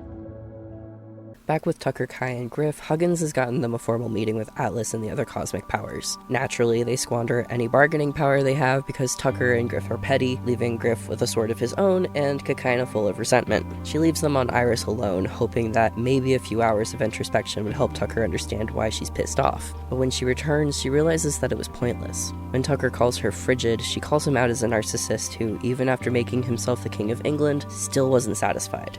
I really like Kakaina's character in this season, and the way that she's been given this depth as a foil to Tucker. Her writing back in Blood Gulch was really shallow and myopic. She was only referred to via her relation to Griff within the series, and even the name that she ultimately did get in the extended lore is just the Hawaiian word for sibling. But I think that the writing team did really well by her here. They took the suggestions of a character that we saw in Blood Gulch and Revelation and fleshed it out. They kept her hypersexuality and proclivity towards partying, but instead of making it something to judge her by, it's a genuine part of how she engages with the world around her. Kakaina feels really deeply and loves every moment of it, and she refuses to be judged by anyone, which I think is admirable. Which is why, despite being pretty evenly matched as far as horniness goes, Tucker's insecurities are exposed when he's contrasted against her passion. Despite his best efforts to convince everyone, including himself, that he exudes confidence, the reality is that Tucker is chronically insecure. He's pretty good at faking it most of the time. Circumstance led to him becoming the alien ambassador, but it wasn't necessarily endorsement of him as a real leader. It took being vulnerable on Chorus for him to actually step up and be the leader that he's been trying to be since back when Epsilon was just a floating eyeball. And Tucker embodied it further during the final fight with Temple, learning from Carolina that making the hard decisions is part of the job, and that using restraint or showing mercy isn't a sign of weakness. But then Washington got hurt, and Tucker blames himself for that. Instead of taking the time to actually process his emotions on that, Tucker falls back on his old behaviors. He jumps at Kakaina's suggestion that they go on this foot quest, but at every turn it backfires on him, and that challenge to his sexual persona that he's been putting on for years is threatening his self-image even further. His last-ditch effort to affirm that if nothing else he can be a leader drives the wedge further between him and Kai while also starting a war with France, but all the while he's still pretending. After months apart, the whole group finally catches up with each other on Jax's set. Griff and Kai tell them all about the gods and how they've been screwing up the timeline. The gods want to have a meeting to get everyone on the same page and avert the potential destruction of reality itself. Jax challenges the idea that time travel is always destined to go wrong by drawing out a unified timeline. He interviews each of them about their various adventures, and despite everything, they've still yet to create any paradoxes. All of the travels can be explained by the universe's most convoluted closed loop, but Washington is still confused. What does any of this have to do with finding Church? What? His distress call. The help me Obi-Wan Kenobi message? That's the whole reason we're here. What do gods have to do with Church? That was a different thing. He's kidding. Right, Wash? Just pointing out how absurd this is? Right. They head out, with Carolina still hiding the extent of Wash's injury from himself and everyone that cares about him.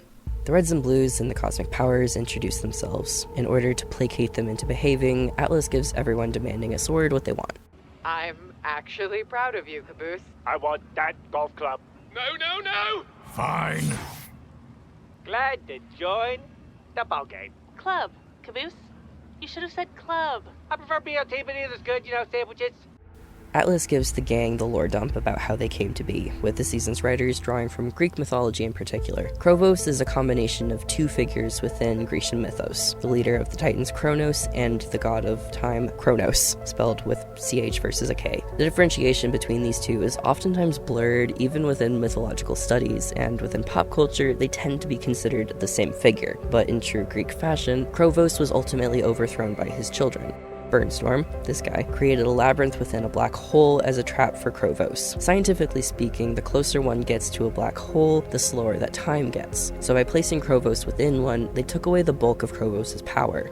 Part of the Cosmic Powers rebellion was due to the limitations that were placed upon them that restrict their ability to influence humanity and other alien civilizations. It's these limitations that lead Simmons to his epiphany. The Cosmic Powers aren't actually gods, but instead they're powerful AI that can manipulate their reality around them. This isn't even an uncommon concept within the series, because we've seen AI and the fragments manipulate not just the space around them, but also their user's position in time. Atlas and the others admit the truth of their nature to the Reds and Blues. We have no choice but to trust you with this secret. No mystery, no magic. Just a mathematical palindrome filled with radiation and sadness. With the truth out, Atlas tells them that while Krovos has had most of his abilities restrained, his ability to influence dreams and inspiration led to Loco building the time machine. By creating that fracture in the fabric of reality, Krovos was able to reach out and manipulate Donut instead of Temple, who was the intended target. Now the gods need the Reds and Blues to take Burnstorm's hammer and use it to restore Krovos' prison so that he can't get free. It's likely to be a dangerous endeavor, probably more so than anything that they've taken on so far. Atlas teleports them into a neighboring hallway so that they can confer with each other, and after all this, we get to the single scene that convinced me that the show was worth everything that has happened thus far. There's a temptation from Tucker and Simmons to use the machines to go back and stop all of this from ever happening to begin with. If none of it ever happened, then they wouldn't be in this mess after all, but that's not how it works. They'd create a paradox if they tried. They can't stop themselves from ever doing what they did because it would just prevent them from going back in the first place. Washington is the voice of reason in all this. Despite all of the ways that they've fucked up the past, they have a chance to make up for it now. You messed up. We all have regrets. Lost friends we'd like to have around. Things we'd take back. But these time guns can't fix us. You use them to relieve guilt, right wrongs, to avoid responsibility. But the past is done. Do better now. Be better now. Now is the only time that's ever mattered. Ask yourself, do I make bad decisions? How can I do better? Who do I want to be? Wash, it's selfish not to time travel. Are you saying you wouldn't go back and stop yourself from hurting people? Mistakes are the dirt we grow from, Tucker. In the end, you can't argue with cause and effect. You made a mess, you need to clean it up. Yeah, that's the right thing to do.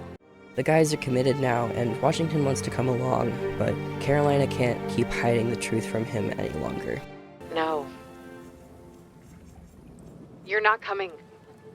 Everything you just said.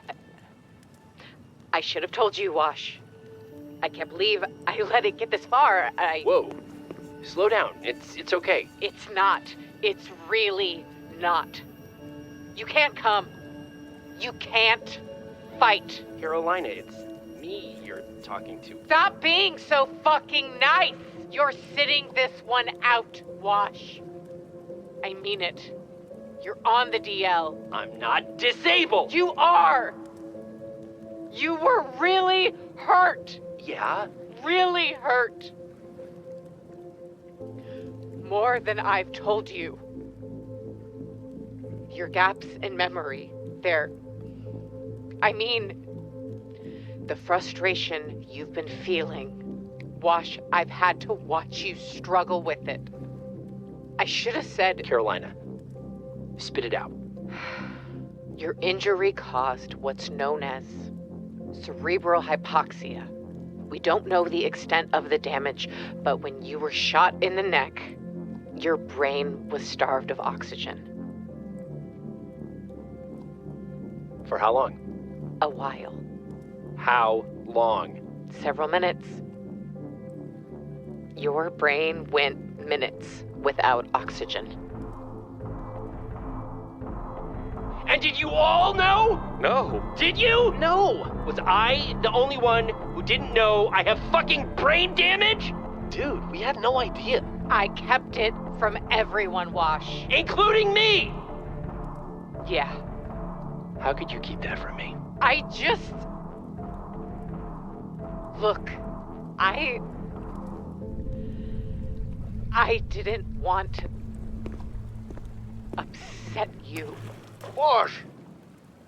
My brain is fuzzy and I do good. Donut? What are you doing? Gullible. stupid? An empty suit of armor? Thanks for making this easier, guys. Y'all need therapy. This scene, very specifically, is what convinced me that everything that has happened so far in this arc was worth experiencing, because it demonstrates that these seasons are a character study more so than they are about the plot. The time guns were just a device for putting the cast into situations that could be used to explore their psychology. The Reds and Blues are no strangers to being fuck-ups, but they've been able to come together in order to make things right, while living with the consequences of their actions. But the losses that they had on Chorus have had ripple effects, with the sacrifices of Doyle and Epsilon, meaning that the consequences of their actions now includes that the people they care about can get hurt or killed. Washington is now a living reminder of that. Carolina is a sword who has turned herself into a shield, but she's still learning what being a protector means, and now she's protecting people from things that they should be allowed to feel, because she's afraid of them feeling any pain whatsoever, even though pain is a side effect of being human. The Reds and Blues were given time machines after being faced with how reality works, and the opportunity presented to live a life without consequences was too tempting for them to pass up, hence everything that has led us to this point now. And then there's Donut. For the duration of the series, Donut's presence has been played more or less for jokes. He started as another hapless recruit, sparking the entirety of the Blood Gulch conflict, before evolving into a fruity innuendo, and the rest of the squad has never really taken him seriously. Donut's often written off as unskilled because of his overtly queer demeanor, which in some ways works as characterization for the rest of the Reds and Blues. There's been a devaluation of Donut's character because he has some effeminate hobbies and habits, but he's consistently been one of the strongest members of the team. Donut killed Texas back in Blood Gulch. He survived being crushed by a ship, getting shot in the stomach by Washington, he did his part to stop Khan's assault on Chorus, and then he managed to survive having the very fabric of his being getting torn apart and reconstituted.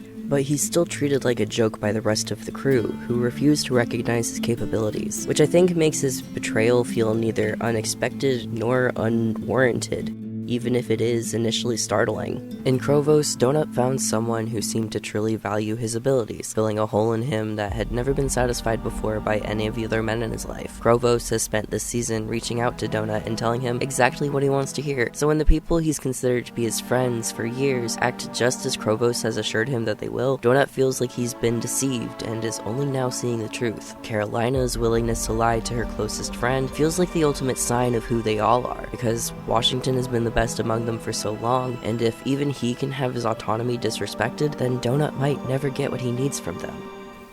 The season has a startling increase in quality from here on out. After the confrontation, Tucker and Kakaina have a heart-to-heart. Kai talks about how Tucker calling her frigid brought back memories of being an insecure teenager, and that it caused her to lash out.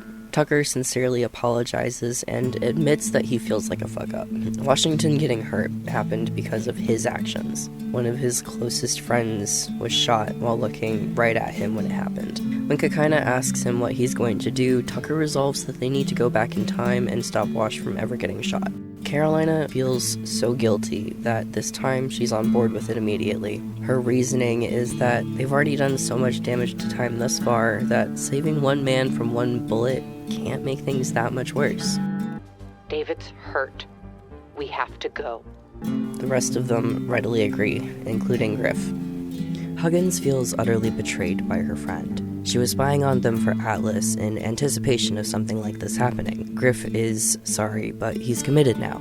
As she's on her way to alert the cosmic powers, this guy Genkins stops her. He throws her into a black hole with the flimsy excuse that it's because she's breaking palace rules. The cosmic powers are then met by Destiny, the personification of a prediction engine who declares that the end is nigh.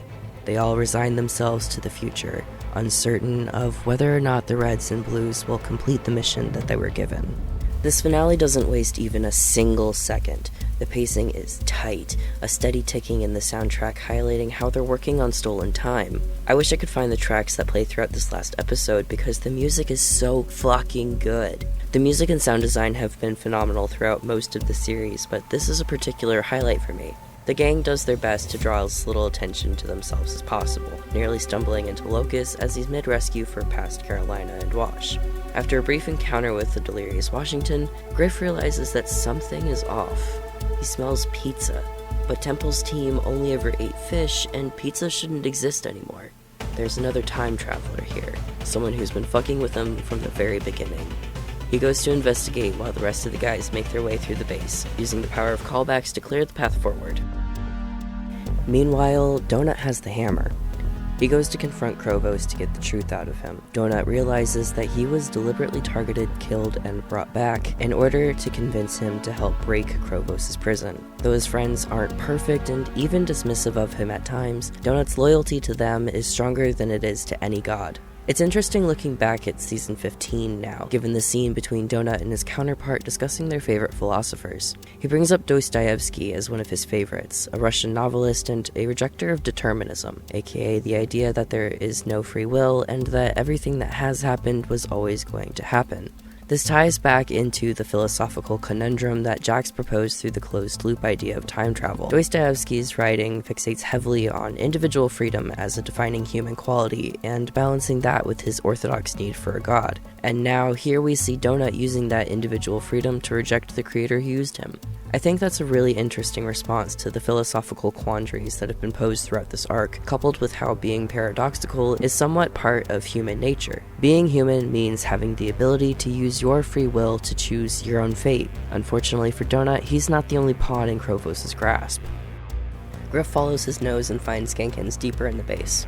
It turns out that Genkins was the one responsible for destroying Pizza and setting them all on this path to begin with. With a classic villain monologue, Genkins reveals that he's working for Krovos on the promise of receiving true godly power should he be freed from his prison. Are you finished? Quiet. Huh, would you look at the time? Ooh, getting late. Too late. You see, buddy, while you've been jerking yourself off with monologues, my friends are off saving Wash. Fantastic. We won? Huzzah! You're not here to stop us. Oh, Griff. No, I'm not here to stop you. I'm here to make sure you go through with it. Saving Wash from being shot would keep him and Locus on their side against Temple. The Blues and Reds would be overpowered almost immediately, and the time machine would never be turned on. Krovos would never have taken Donut, and none of their time traveling would have ever happened. Borrowing through time weakens it, sure, and changing history cracks it a little, but nothing shatters time like a paradox. With the realization that they're about to fuck everything up, Griff goes to try and stop his friends from going through with their plan. Meanwhile, O'Malley and Donut fight their way through time to get the hammer. This battle is legit one of my favorites in the entire series. The animators got so creative with their set pieces, from fighting on the wings of a World War II dogfight to landing on the moon, and even taking the basic box of a wrestling ring and turning it into the perfect place to show off. Using the power of his own callback and his excellent aim, Donut manages to overpower O'Malley, taking down the series' original bad guy along the way. But by the time Donut gets back to Krovos and Griff reaches his friends, it's too late. Carolina takes the shot, and then everything stops.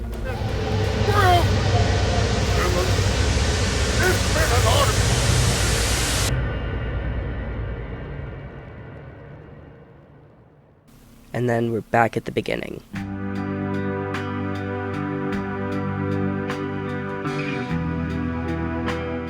I basically stumbled upon season 16 when I first watched it. It had been a couple years since I first found the show, and I wanted to rewatch it again.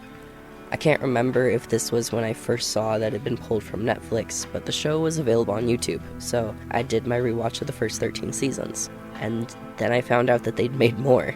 I think that's the reaction most fans have with this show. They decide to go back to something that they'd watched and enjoyed, only to find out that it's still going somehow.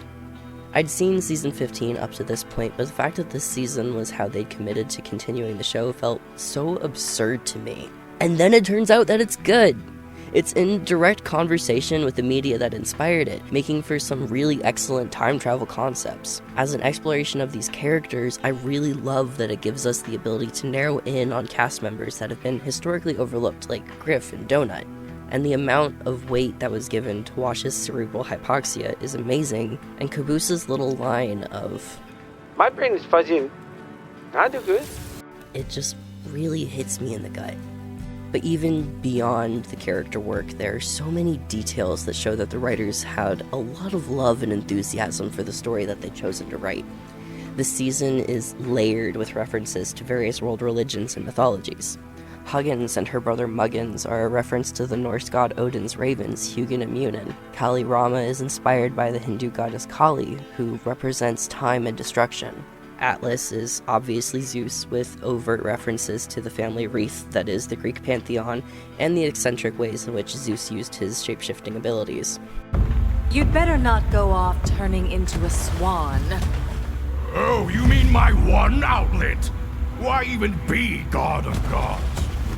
Burnstorm is Greek mythology's Hephaestus, the god of artisans, and Genkins is none other than our Loki figure in all of this.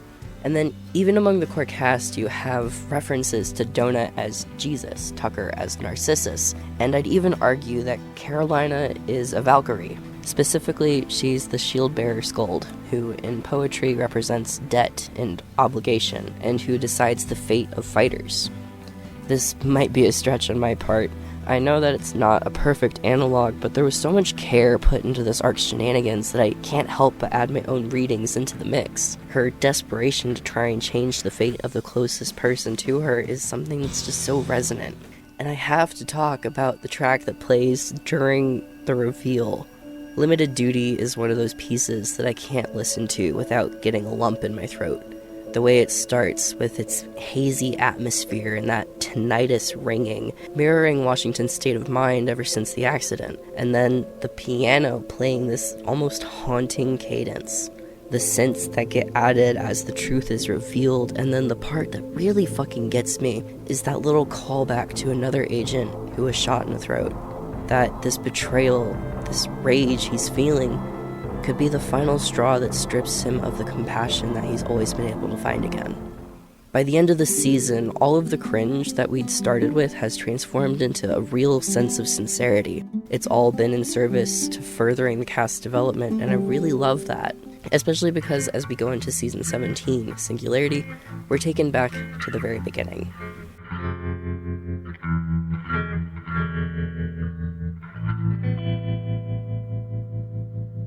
Singularity takes us all the way back to Blood Gulch. The Paradox has them trapped in their past, creating a constant sense of deja vu that's driving Griff insane. Meanwhile, things are off with the Blues as well, and a few things soon become clear. Donut did hit Krovos with a hammer so that she is still trapped. But the paradox still happened. Carolina and the others succeeded in saving Wash, but in so doing, they broke time. Now, Genkins is using what abilities he has to possess various AI individuals and create more paradoxes in order to finish the job. Donut comes to after having been knocked out by the blast. He still can't be harmed directly by the gods, and he now exists outside of time, in a realm that he declares the Everwhen. Krovos monologues at him for a bit before ultimately encouraging him to go and try fixing things, which he does. Donut figures out how to travel through time using his own memories of the past. Memory is the key once again as he reaches for a strong enough memory. Donut? Why did it have to be this memory? It takes some troubleshooting. Literally. Still getting the hang of it. Donut, no! Donut! Oh, come on! Donut? Donut, no! He tries to reach out to his friends, and he runs into a few issues, chief among them being that none of the guys take him seriously at the best of times. Trying to convince them that he's from the future and that they're all trapped reliving their memories doesn't go well. Donut goes back to Krovos. She gloats at him, and can't help but give away that time is all squishy from the initial paradox backwards. But that means that a future is still happening, and at the center of it is a man who both was and was not shot. Donut takes the time gun, and he leaves to return to the present. Donut gets to Chorus and finds Washington thanks to Dr. Gray. A few months prior, he'd come to the hospital complaining about neck pain, but they couldn't find any evidence of an injury. He's become a Schrodinger's cat of cerebral hypoxia, bouncing between the version of himself that was never shot and the version who never got treatment for his brain damage, which has left him a bit loopy. Funeral cannon! Yeah, funeral cannon. Emily's a smart cookie. And you're a donut! Wait, what was I saying? Luckily for Donut, he's able to snap him into focus, bringing about the version of Washington that we'd been following so far. A little bit damaged, but functioning. The two go to confront Krovos again, and Washington pieces her plans together. She was just distracting Donut from the real key to their problem. the first paradox. Unfortunately, before they can set off, Genkin sucks their time gun into a black hole the same way he got Huggins. Wash is done being monologued at, so the two head into the past to come up with a plan. They need to prevent Genkins from making paradoxes, and they need to wake up their friends so that they can help stop him. Oh no, I'm so sorry. Remember, further back, further. Don't shoot! Don't shoot! I'm not going to! You shot Lopez! What the hell, man? They go forward a few years to Chorus, just after blowing up the reactor. Wash gives a pretty convincing speech, but Genkins uses Epsilon to turn Carolina against him. Wash is still bitter about being lied to, as he deserves to be. Donut convinces him, though, that Carolina cares about him, and that they have to focus on fixing things now. Carolina was well aware that saving you could break time, and she did it anyway. She talked us into it. I was there! It was the closest to tears I've ever heard her. It was? Well, second closest, after just now. Fuck. Look, I've got a lot to unpack, okay? Buddy, you need to focus. Can you do that for me? What? This situation calls for a clear head, Wash. Do you have that capacity is what I'm asking you! Yeah. Oh, good, because I can't do this on my own. Their plan now is to figure out a way to get everyone on the same page. Donut opened Wash's mind by convincing him that something impossible had happened, i.e. his paradox. So if they can show the Reds and Blues something impossible, like introducing them to someone that they shouldn't remember yet somehow do, then that should work. The solution they come up with is to travel to a time before Washington had tracked down the Alpha, then regroup at Blood Gulch for the reveal. This leaves Donut to wait while Washington has to figure out a way to find Carolina. The problem is that she was still in hiding at this point. His goal now is to figure out a way to find her. He goes back to when he was still with Project Freelancer, but he quickly remembers that this was back when he was at the bottom of the food chain. None of the other agents will give him the time of day. Well, except for a few. I know I probably sound crazy, and I don't expect you guys to help, but I just needed someone to listen. But if you can jump anywhere in time, why don't you just go to the future when you and Carolina are friends and ask her yourself?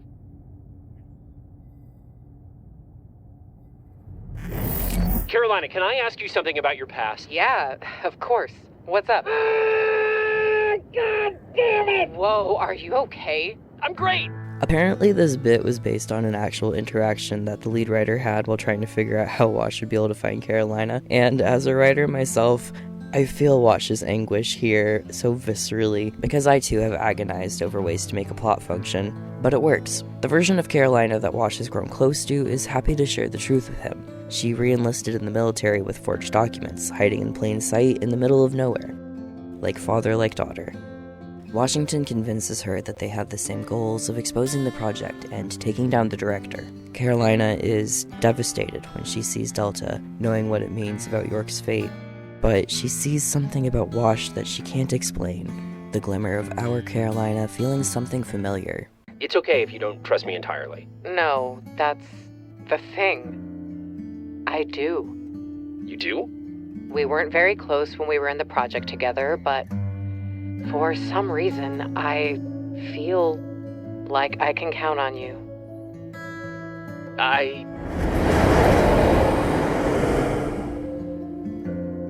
Thanks, Carolina. Meanwhile, Genkins has been bouncing through the timeline, making more and more cracks in Krovos' prison. His next planned paradox is to save Donut from being crushed by Kakina's pelican the day that she first got to Blood Gulch. Which he does, but it doesn't make a paradox immediately. He realizes quickly that the real Donut is here, but then a second pelican appears. Just as Sarge is about to declare victory over the Blues with what he believes are the Reds' new reinforcements, Wash and Carolina reveal themselves to the group. Confusion is almost immediately the prevailing feeling among them all, recognizing each other without ever having met. Something is clearly wrong, but they can't figure out why, until Donut wakes them all up. The sudden memory of everything that happened in their future hits Carolina like a truck. Wash, you're here. Are you okay? I'm so sorry. I feel like the worst fucking person in the whole world. Carolina, I should have told you that you were injured. I know that now. I was just trying to protect you, but that was stupid because you don't need protecting. And I was just so worried about you. And I didn't want to upset you, but it sent you away. Stop. And what? But I don't care about my injury. Forget about that. I don't understand. Your life, Carolina, you've survived things that would have broken me. Broken anyone. Do you even know how far you've come? You are so cool. I am so proud of you. I'm always gonna be your friend. Really? And you're okay? You're not hurt? I'm okay. We're okay. The chemistry that Jen Brown and Shannon McCormick have with each other as actors is amazing. These two have such skill, and their interactions have felt natural since they were teammates in Freelancer. The evolution from reluctant subordinate and an angry leader to friends to something stronger, whatever that may really be. The intensity of the emotion in Carolina's voice as she apologizes for her mistakes and how she tried to fix them, and Wash's gentle reassurance. The two so effortlessly get across just how much they care for each other, and how even though they fuck up sometimes, they're ultimately able to forgive and make amends. The tenderness of the moment is cut by Genkins revealing himself to the group. Caboose takes special offense to the possession of Church's body, angry that his best friend is being violated like this. Not that his solution to getting Genkins out is much better. Give me back, Church! I'll never get back! Caboose, what the hell, man? I keep hitting! Stop hitting me! You're haunted, you have a demon! Genkins does vacate Church, but Delta's early detection of the Alpha creates yet another time fracture. They need to get moving. Caboose is the best, so he's already out fixing things. Their postpartum Tucker still needs to get filled in, so Kai and a still oblivious Doc go to wake him up. Kakina takes the opportunity to fuck with him a bit before Donut ruins her fun. The guys are mad that Donut ran off with a hammer, despite the fact he's been fixing things since. He snaps at them with a confidence that only comes from life-shattering revelations, declaring that after he teaches them how to time travel, he's done with them. So when I teach you all how to time travel and thwart Genkins, I'm out! Next time you're stuck in your boring-ass lives with your ugly decor and drab fashion sense, cry to some other shizno! Peek! You are all going after him and apologizing. Did I hear right that I can time travel? First, apology. They go back and forth for a bit. Their opinions of Donut aren't especially high, but Wash berates them into cooperating. He takes off to get Carolina and Kakina up to speed on how time travel works individually, while the guys are given a tutorial by Donut. They go back in time on their original timeline by about 10 minutes, leaving Donut under the Pelican, and Tucker once again post-alien baby. Church is beyond confused, but Caboose convinces him to walk away from the situation. Church buddy, this is gonna make a lot more sense if you just go back to bed. Oh. Yeah, okay, that makes sense. Night, Church. I'm gonna go get Lopez. Thank you for bringing everyone back to the singularity, Donut. You mean Everwin? Huggins called it a singularity? I don't know. Be right back. Well, that's more cool by a lot. Wait, did he say Huggins? Hello? Huggins, buddy! After Genkins sucked Huggins into a black hole, she learned some truths about how the universe works from her still-alive parents. They explained to her that black holes transport you back to the beginning of the universe, creating a loop. But something is now preventing the loop from moving forward, aka the first paradox. But if Huggins flies at nearly light speed, then she'll be able to travel forward through time to a point where she can find the reds and blues. She finds Caboose first while he's already working on fixing things. Time is made of circles. I am familiar with the concept. Now reunited with the rest of them, she explains that they don't have to live out each and every moment of their lives. She can scout ahead to find out where Genkins has been, then report back via Caboose. That sounds incredibly convoluted, and like it would take forever. It already happened. I also took out the garbage. Thus begins their new mission. Sarge and Simmons go back to make sure that the blues get deleted from Command's records. Griff gets his revenge on Tex by making sure that she and Andy get blown up. Tucker goes back to Chorus to make sure that when the feds attack their makeshift base, they lose. Genkins makes an effort to try and manipulate Tucker directly, but Tucker shows that he's learned from the events that have happened here. He knows what being a leader takes, how much responsibility falls on your shoulders, and he can see what this failure did to teach him that. It made him stronger, even though in the moment it was one of his lowest points. And sometimes doing the responsible thing means letting someone else, in this case Donut, take the lead so that they can all get the job done. Wash and Carolina regroup on Chorus to talk. After all of their work thus far, there's still one more job. This is our last mission. Wait, there's no mission here, is there? You didn't bring me here for that. No. You're going to fix the last paradox. the original. You're saying goodbye. And goodbye? I was still me, wasn't I? Cerebral hypoxia, it's manageable. It's a small price to pay for the universe, right? Carolina is still racked with guilt for lying and taking on the role of caretaker in secret. Like Tucker, she sees Wash's injury as a personal failing, and her attempts to make amends have backfired. But Washington is a fucking saint, and he's already forgiven her. He needs her just as much as she needs him. She showed him what he could have become if he let his bitterness and anger take over, and what they could be if they moved forward from their pain. She just needs some reminding from time to time, and now they have a second chance to make things right. Carolina? Yeah. You know I love you, right? I love you too.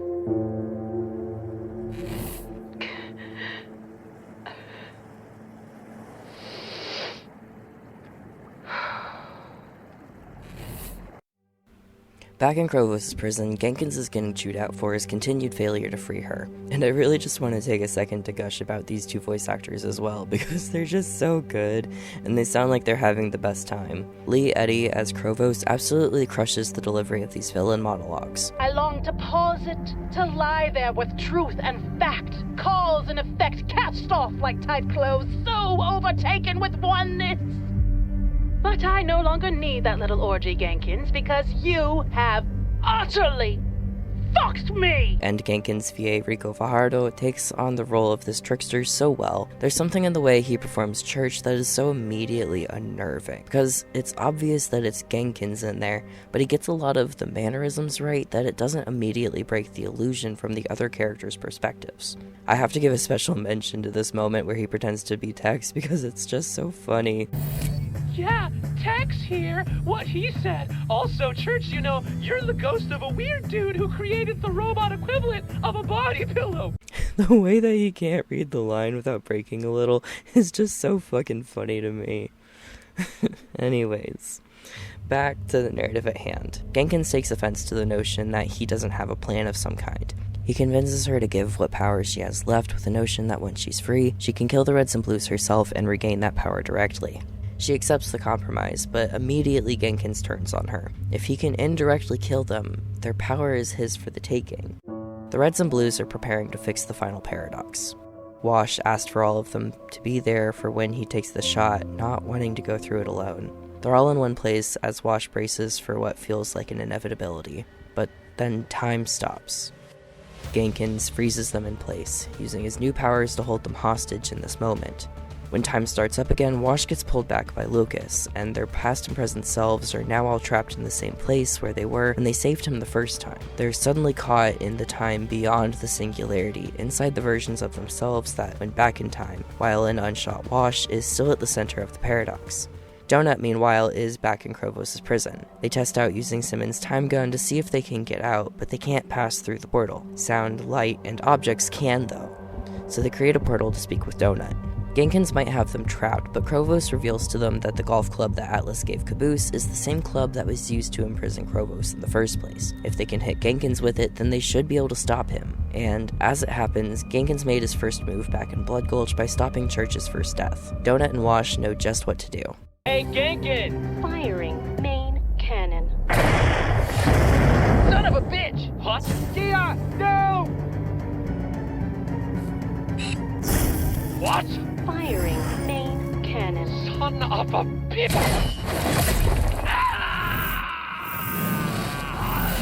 Awesome! Crab eggs are awful! Almost immediately, things start to unravel. Genkins traps almost everyone in the labyrinth, where the Guardian AI has them in their own personal hells, each designed to play on their deepest fears, shame, and regrets, with the ultimate goal of driving them to end themselves. What's wild to me is how even this remains consistent within the canon of the universe. The labyrinth is an AI construction, similar to the Trial of Worthiness created by Chorus's Temple AI, which was also able to pry at the fears of those who entered. Instead of rejecting those who fail to overcome the trial, however, the labyrinth holds them hostage, allowing the AI to indirectly cause them harm.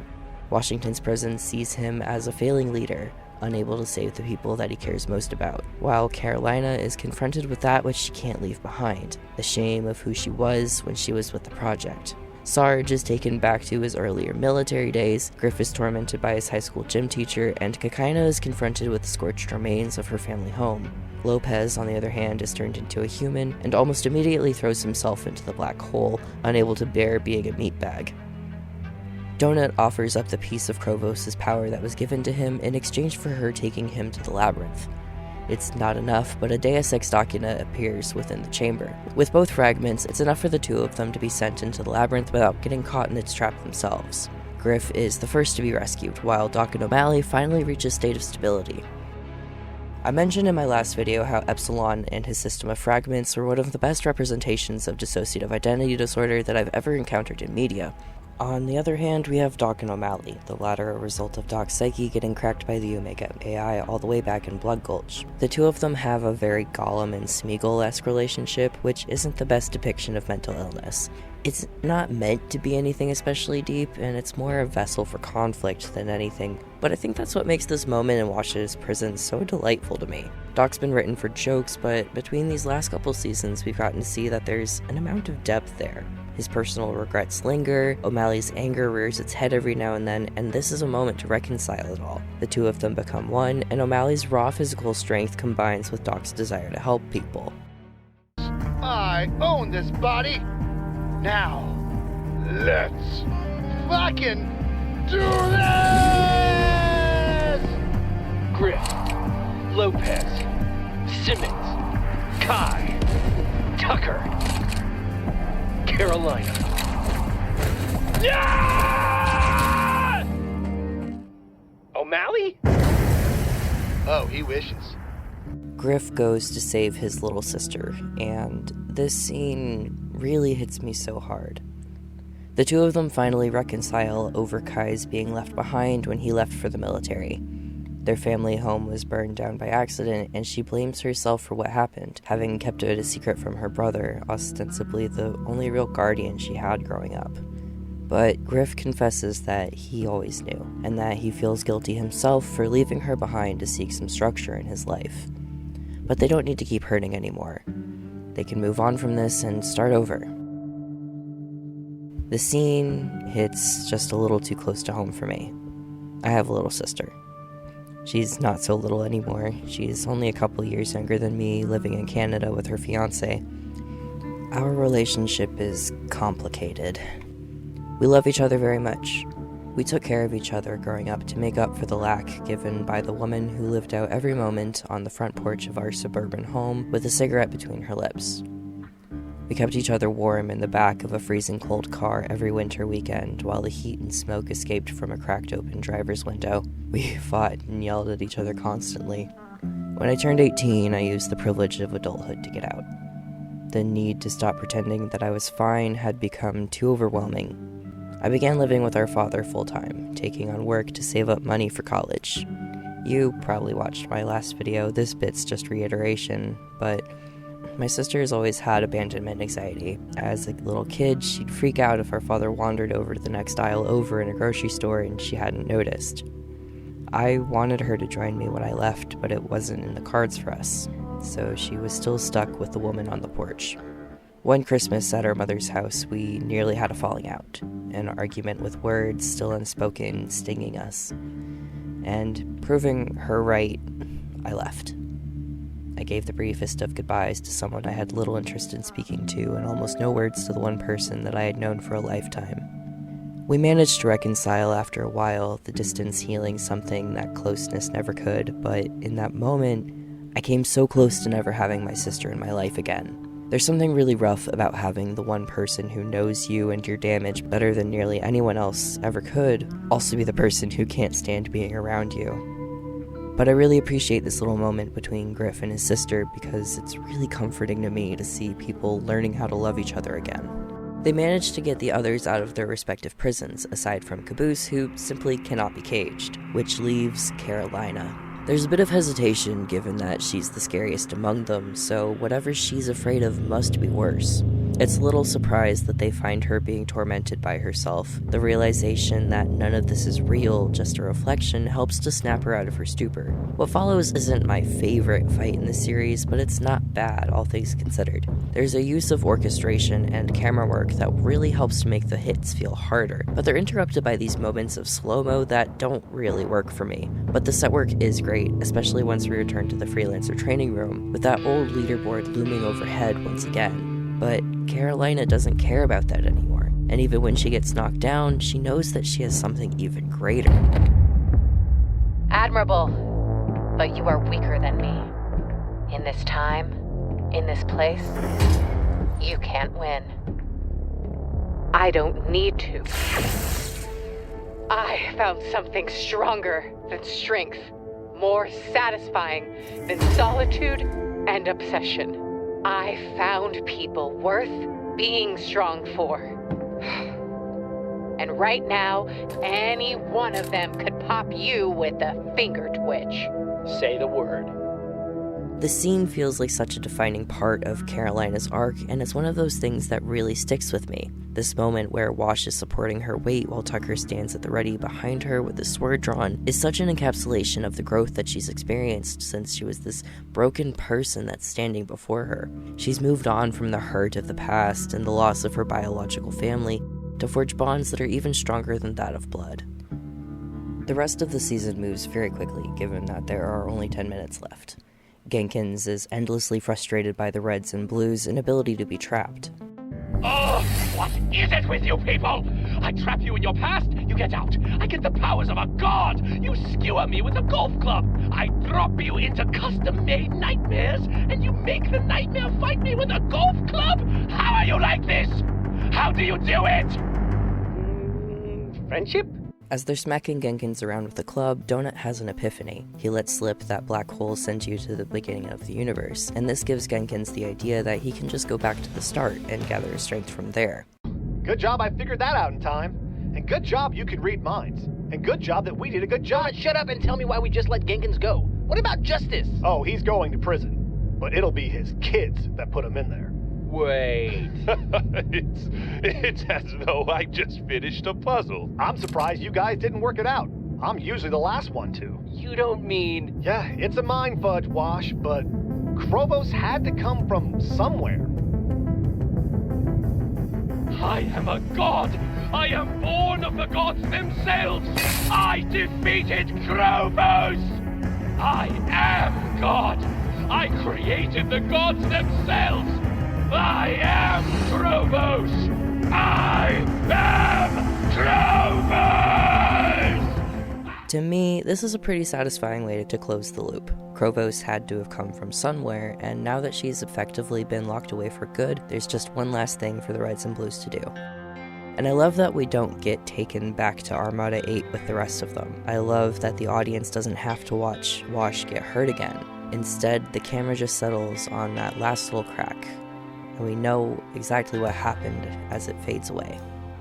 They all regroup at the hospital on Chorus after sealing off the last paradox. The last 2 seasons are, in effect, retconned to have never actually happened, except in the memories of our cast. Wash is in recovery, waiting to wake up, and Carolina gets a second chance to make things right. Even if things get hard, she's not alone, and she doesn't have to protect him from this. The Reds and Blues have overcome their selfishness, all of their shenanigans laid to rest, and I genuinely find this ending to be satisfying. True to his word, Donut decides that he needs to leave and find out who he is without them, which is more than earned. Doc has a chance to be wholly himself for the first time in years, and everyone else has learned more about themselves. Siblings get to reconnect, soldiers get to retire, and it simultaneously feels like the end of an era and a brand new beginning. And that means a lot to me. Season 13 has always been where, in a perfect world, I would end the series. I feel like the end of Epsilon is the end of the original Red vs. Blue, but despite the nonsense, I still believe that there is a lot within the Paradox arc that is worth taking to heart. What this arc is ultimately about is living with the consequences of your actions and learning how to move forward from both loss and your own mistakes. where the chorus trilogy ended on the ambiguity of sacrifice and how you can never really know if your death will lead to meaningful change, Paradox then asks, how do you cope? How do you cope with the loss of a friend? How do you cope with the mistakes that you've made? How do you cope with knowing that you're not as important to the people around you as they are to you? How do you cope with the almost inevitability of disability for you and your loved ones? And what's most poignant to me is that we don't get any concrete answers to any of those questions because everyone's journey through life is so different from each other. And yet, these are still such resonant conflicts that most everyone will have to confront someday. The only real answer to any of them is that you keep going. You keep moving forward, because that's your only real option. And even if it sucks, even if it hurts so fucking much, there will be people along the way who make it worth fighting for. But we still have one more season to talk about. Red vs. Blue Zero takes place sometime in the near future after the events of the Paradox arc, with Carolina acting as the bridge between worlds as she aids a team of young and old fighters affiliated with the, Alliance of Defense, an organization that we have absolutely no info on and about whom we learn nothing meaningful. The team is after the titular character of Zero as he tracks down temple keys / MacGuffins to unlock, quote, the ultimate power, which turns out to be a suit of alien armor that the crew doesn't even have the pleasure of stopping him from acquiring because the alien AI that's attached to the thing punishes Zero for his hubris, so then they all go home after several minutes of build-up with no meaningful climax. Wait, you may be wondering. You just went into extensive, exhaustive, and arguably excessive detail for literally hours about the rest of the series, and that's it for Zero? And, yeah, of course there's more, but Zero didn't think any of it mattered, so why should I? Okay, I do care. I really do care, and I care a whole fucking lot because I had to hunt down the discs for this series, find an MP4 converter, and watch this show about 3 times all the way through in order to produce this damn video, so we're in this together now. Buckle up because I have some bitching to do. We'll even make it into an internet-friendly numbered list. Number 1. I don't know what the show thinks it's doing with 1. It is consistently trying to convince me that she's in the same arrogant and competitive mindset as Carolina was during her time with Project Freelancer, but that's just objectively not the case. Because we can actively see her being a good and supportive leader.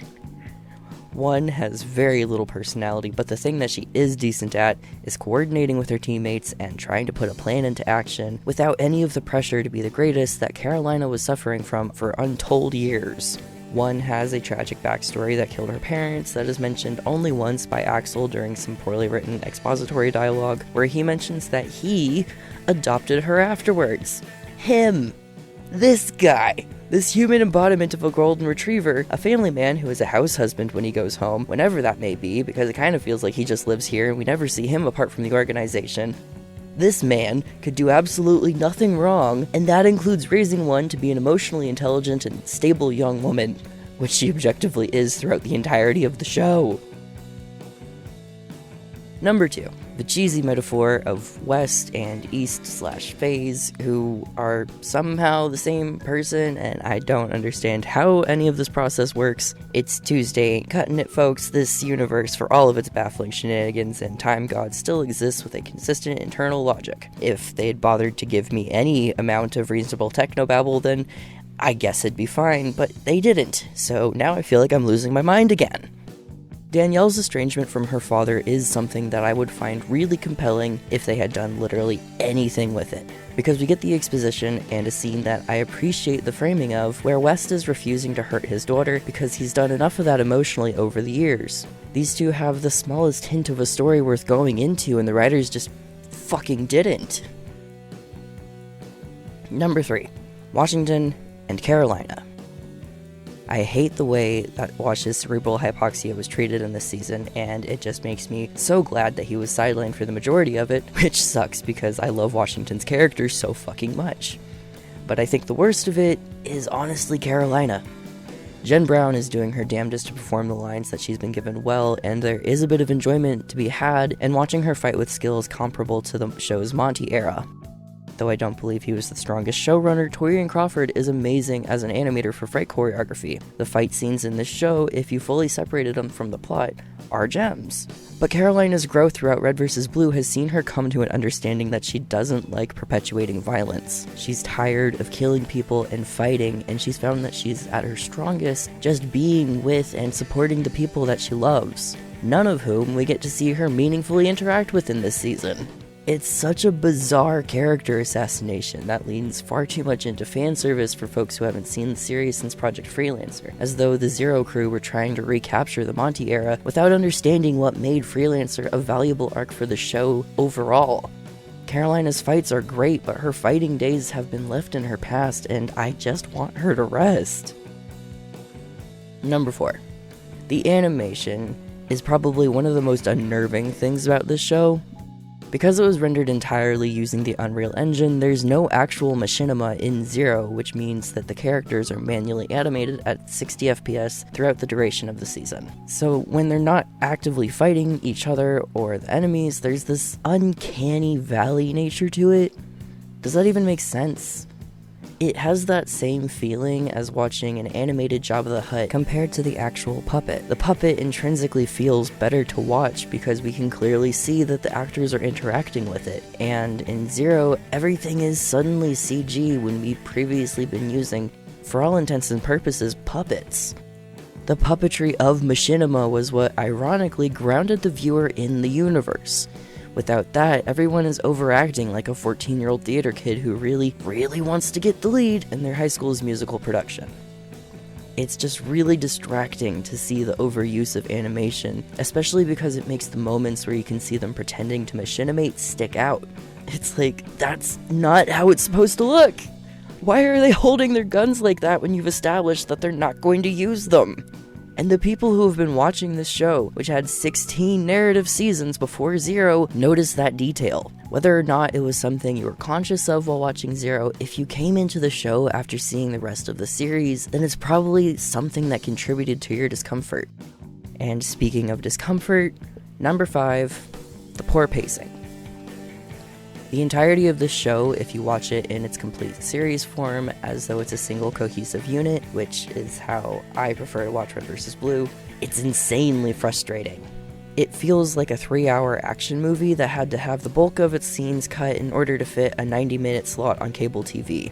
I can't even really blame COVID for this because, ideally, the writing for an animated production would have been done in advance of the rendering of the choreography. If you go back and watch seasons 1 through 17 from start to finish, even with the anthology chucked in there, there's a structural coherence that allows the episodes to flow naturally into each other, and it makes for a very easy viewing experience. With Zero, the episode cuts just don't flow into each other smoothly at all, and maybe that would be fine if you were watching weekly, but when you mash them all together, it leads to problems. And maybe this is just a nitpicky, my being a series binging type of person problem to have, but it just made all of the pacing issues stand out to such a degree that it was something I just couldn't ignore.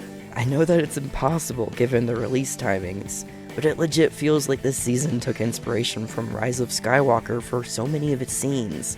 And for clarity, I hate Rise of Skywalker, and that's as much as I'm going to say about the Star Wars franchise unless this website pays me appropriately for my opinions. I don't even quite know how to present an example of the pacing issues without telling you to just go ahead and watch the second episode, and it's like, I don't know if I really want you to do that. Part of the reason why I don't like being so harsh on this show is because you can feel the love that was put into it. Going back and seeing how Torian talks about this show with such passion, and how none of the old guard at Rooster Teeth seem to have given enough fucks about the show to bother giving input, it's really obvious that Zero was made by someone who was genuinely excited for the assignment that he was given and who did the best with what lackluster resources he had. And I'm not going to hesitate to give him praise for that. Seeing the passion as he does his own mocap and knowing that he's gone on to work in the cinematic departments of studios like Respawn, I'm really glad that he found his footing doing something that he loves. Torian doesn't deserve any of the harassment that he's received in the wake of Zero, and if you were ever in his mentions being shitty, know that I probably blocked you on Twitter before that site imploded. Zero had potential, but without any proper oversight, I just don't think a show that was almost literally written in its entirety in like 2 weeks was the way to go for someone who until this point had been the lead animator for a series where narrative writing was not the skill that was being developed, especially not by his department. If I had a nickel for each time that Rooster Teeth chose to give animators and not writers near total creative control of a series, I'd have 2 nickels, which isn't a lot, but they really can't keep doing this. Which brings us to 6, the writing. This problem sort of goes hand in hand with the pacing, and I guess technically comes first, but who even cares at this point? The writing is not great. I go so far as to say horrible, with glimmers of mildly entertaining. I think it really says something when the character that I think is the best written is the villain, and that's solely because he refrains from info-dumping information on the viewer, and he just gets to fuck around being all camp and hubrisy and shit. I think the biggest indicator that there was a problem was when Carolina spent 5 minutes reading out dossiers of personality traits and personnel details, rather than allowing the characters to stand around and talk, so that the information might come about organically. The central conceit of the show is that we're watching a bunch of assholes standing around and talking. That is the point. Just because they can freely punch things now doesn't mean that the core aspect of the show has suddenly changed. During the Freelancer arc, there were of course the kick-ass fight scenes, but North and York and Carolina still told us the story through conversation. We got insight into the project through Connie and Wash. So much more was revealed about Texas through her short dialogue with North after Carolina's AI failure than anything that we learned about the rest of Zero's cast throughout the whole season. The closest we ever get is this one scene where my perfect golden retriever man is fantasizing about doing yard work at a suburban home. Yeah, well, if I had it my way, I'd finally hang up my dog tags and go back to my first true love. Ew, gross. 10,000 RPM, 1600 cc, turbocharge. The Millennium Falcon 3000. Get in my way and that'll be your grass. God damn it, he's one of the only good things about this whole season. Anyways, I cannot get over this key failing in the writing. I like to think that I am very forgiving when it comes to bad media, and I do my best to find joy in things like this. A poorly written thing can still be enjoyable to watch if it presents it in an entertaining way. I have a big soft spot for the first Venom movie, and that's a bad movie, but it's such a fun time. But Zero is really lacking on the enjoyment scale because you can only stop the plot with an action sequence so many times before I need the characters to do something meaningful. And none of their conversations are funny. I literally made a counter of every time that the show got a real laugh out of me. There were like 2 through my nose chuckles, and then this one that breaks me every time for no good reason. These people have some amazing medical tech. If they hadn't gotten you here in time, Tucker, I think you would have died. What? Ah, crap! Those bastards! They took my sword! They took my sword! Did he even hear what I said?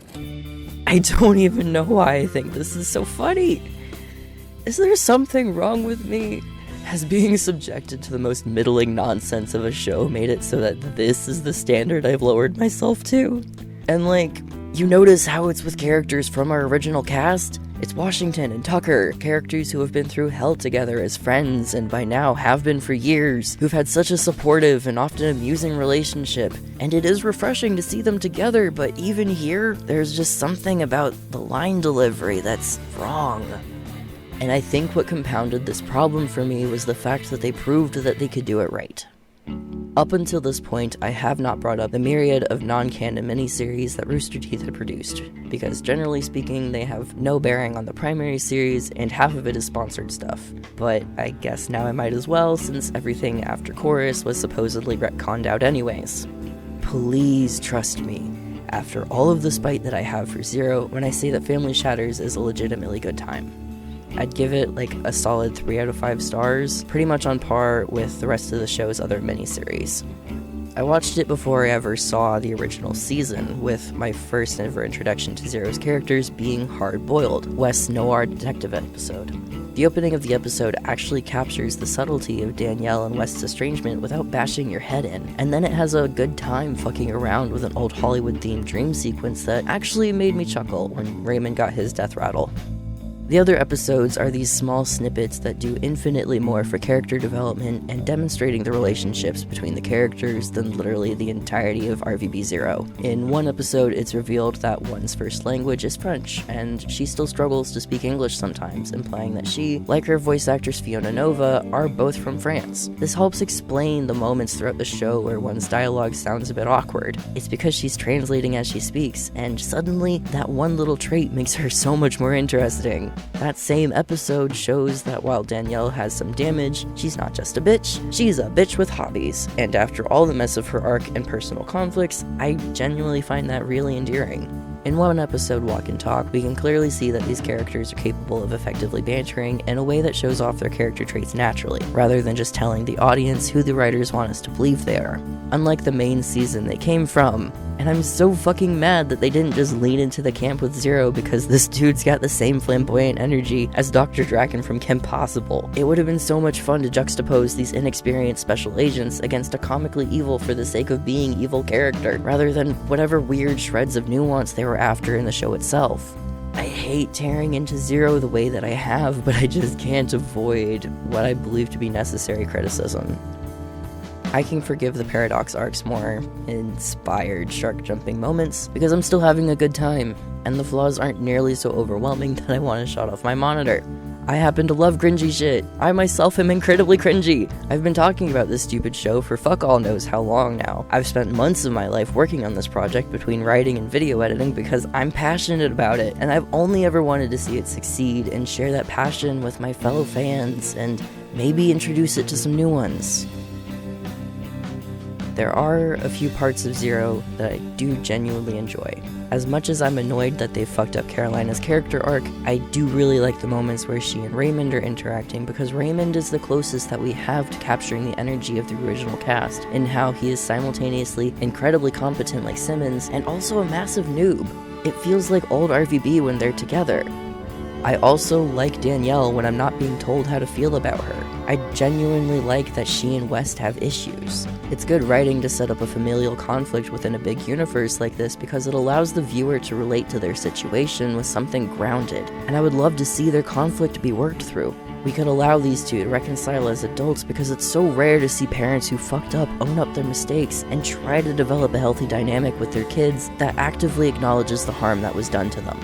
If this show was going to be about anything, it should not have been about 1 and 0. The heart of this show needed to have been Danielle and West. Show the audience a direct contrast to Carolina and the director's relationship through their dynamic, while one takes up the role of the Reds, causing problems for the rest of the cast. Doing this would give the series a bigger heart as well as a comedic foil. And I'm so mad that's not what we got, which is really the biggest problem with Zero's narrative. There's no central story for us to latch onto, not a single personal conflict for the audience to empathize with. At the beginning of the Blood Gulch Chronicles, we introduced the title conflict of Red versus Blue, two teams and their personal issues with themselves and each other. As we go further on, we get to see them come together, and our core became a fight against Freelancer and then later Charon Industries, all while we watch them become better people than who they were when we first met them. We are grounded in this universe by the characters and their relationships, and when we're faced with crazed AI, or aliens, or corrupt capitalists, or even time travel shenanigans, the story is still centered around a cast that we spend time with getting to know, and we get to see what mistakes they would make when confronted with such absurdity, and then we see how they overcome them. Their interactions, their progress despite the odds against them, that is the real heart of Red vs. Blue. A bunch of assholes standing around and talking, sometimes taking action, but always learning how to grow. The title of this video is a truism that I've sort of fallen in love with over the last few years. Mistakes are the dirt we grow from. We can't change our past. What's done is done, and there's no retconning your way out of something dumb that you might have said, or a failure that you still regret, or a relationship that you fucked up because you were scared of your feelings. You have to keep going, and maybe you'll make more mistakes along the way, but there's nothing more beautifully human than that to me, which is why there's such a big part of me that doesn't want these seasons to go away. Retconning the Paradox arc and Zero feels like the coward's way out. I feel like there's a lot to learn from them, and I truly believe that there would have been a way to come back from Zero, if only they decided to take what worked with them and learn from the rest.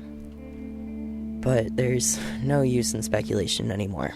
When I first started writing this video, not long after publishing my last, I was planning on this conclusion being a proposal of some ideas for how they could recover from the crash and burn of Zero. We would refocus on the kids' shenanigans and let them take up the mantle. We could have put Starlight Labs, the corporation/organization that experimented on Danielle as a baby, as the new antagonizing force, with the story about uncovering their corruption and maybe encountering some alien teched-up super soldiers, bringing us back to those Halo/freelancer roots that started this whole crazy thing to begin with. We could put some focus on the relationship between Danielle and West as we get to see their messy reconnection. Let the young blood take up the legacy that was left behind for them. Continue to fill the universe with more stories about perseverance and that determination to survive against corrupt systems, and refocus on the mess that comes with forming a found family.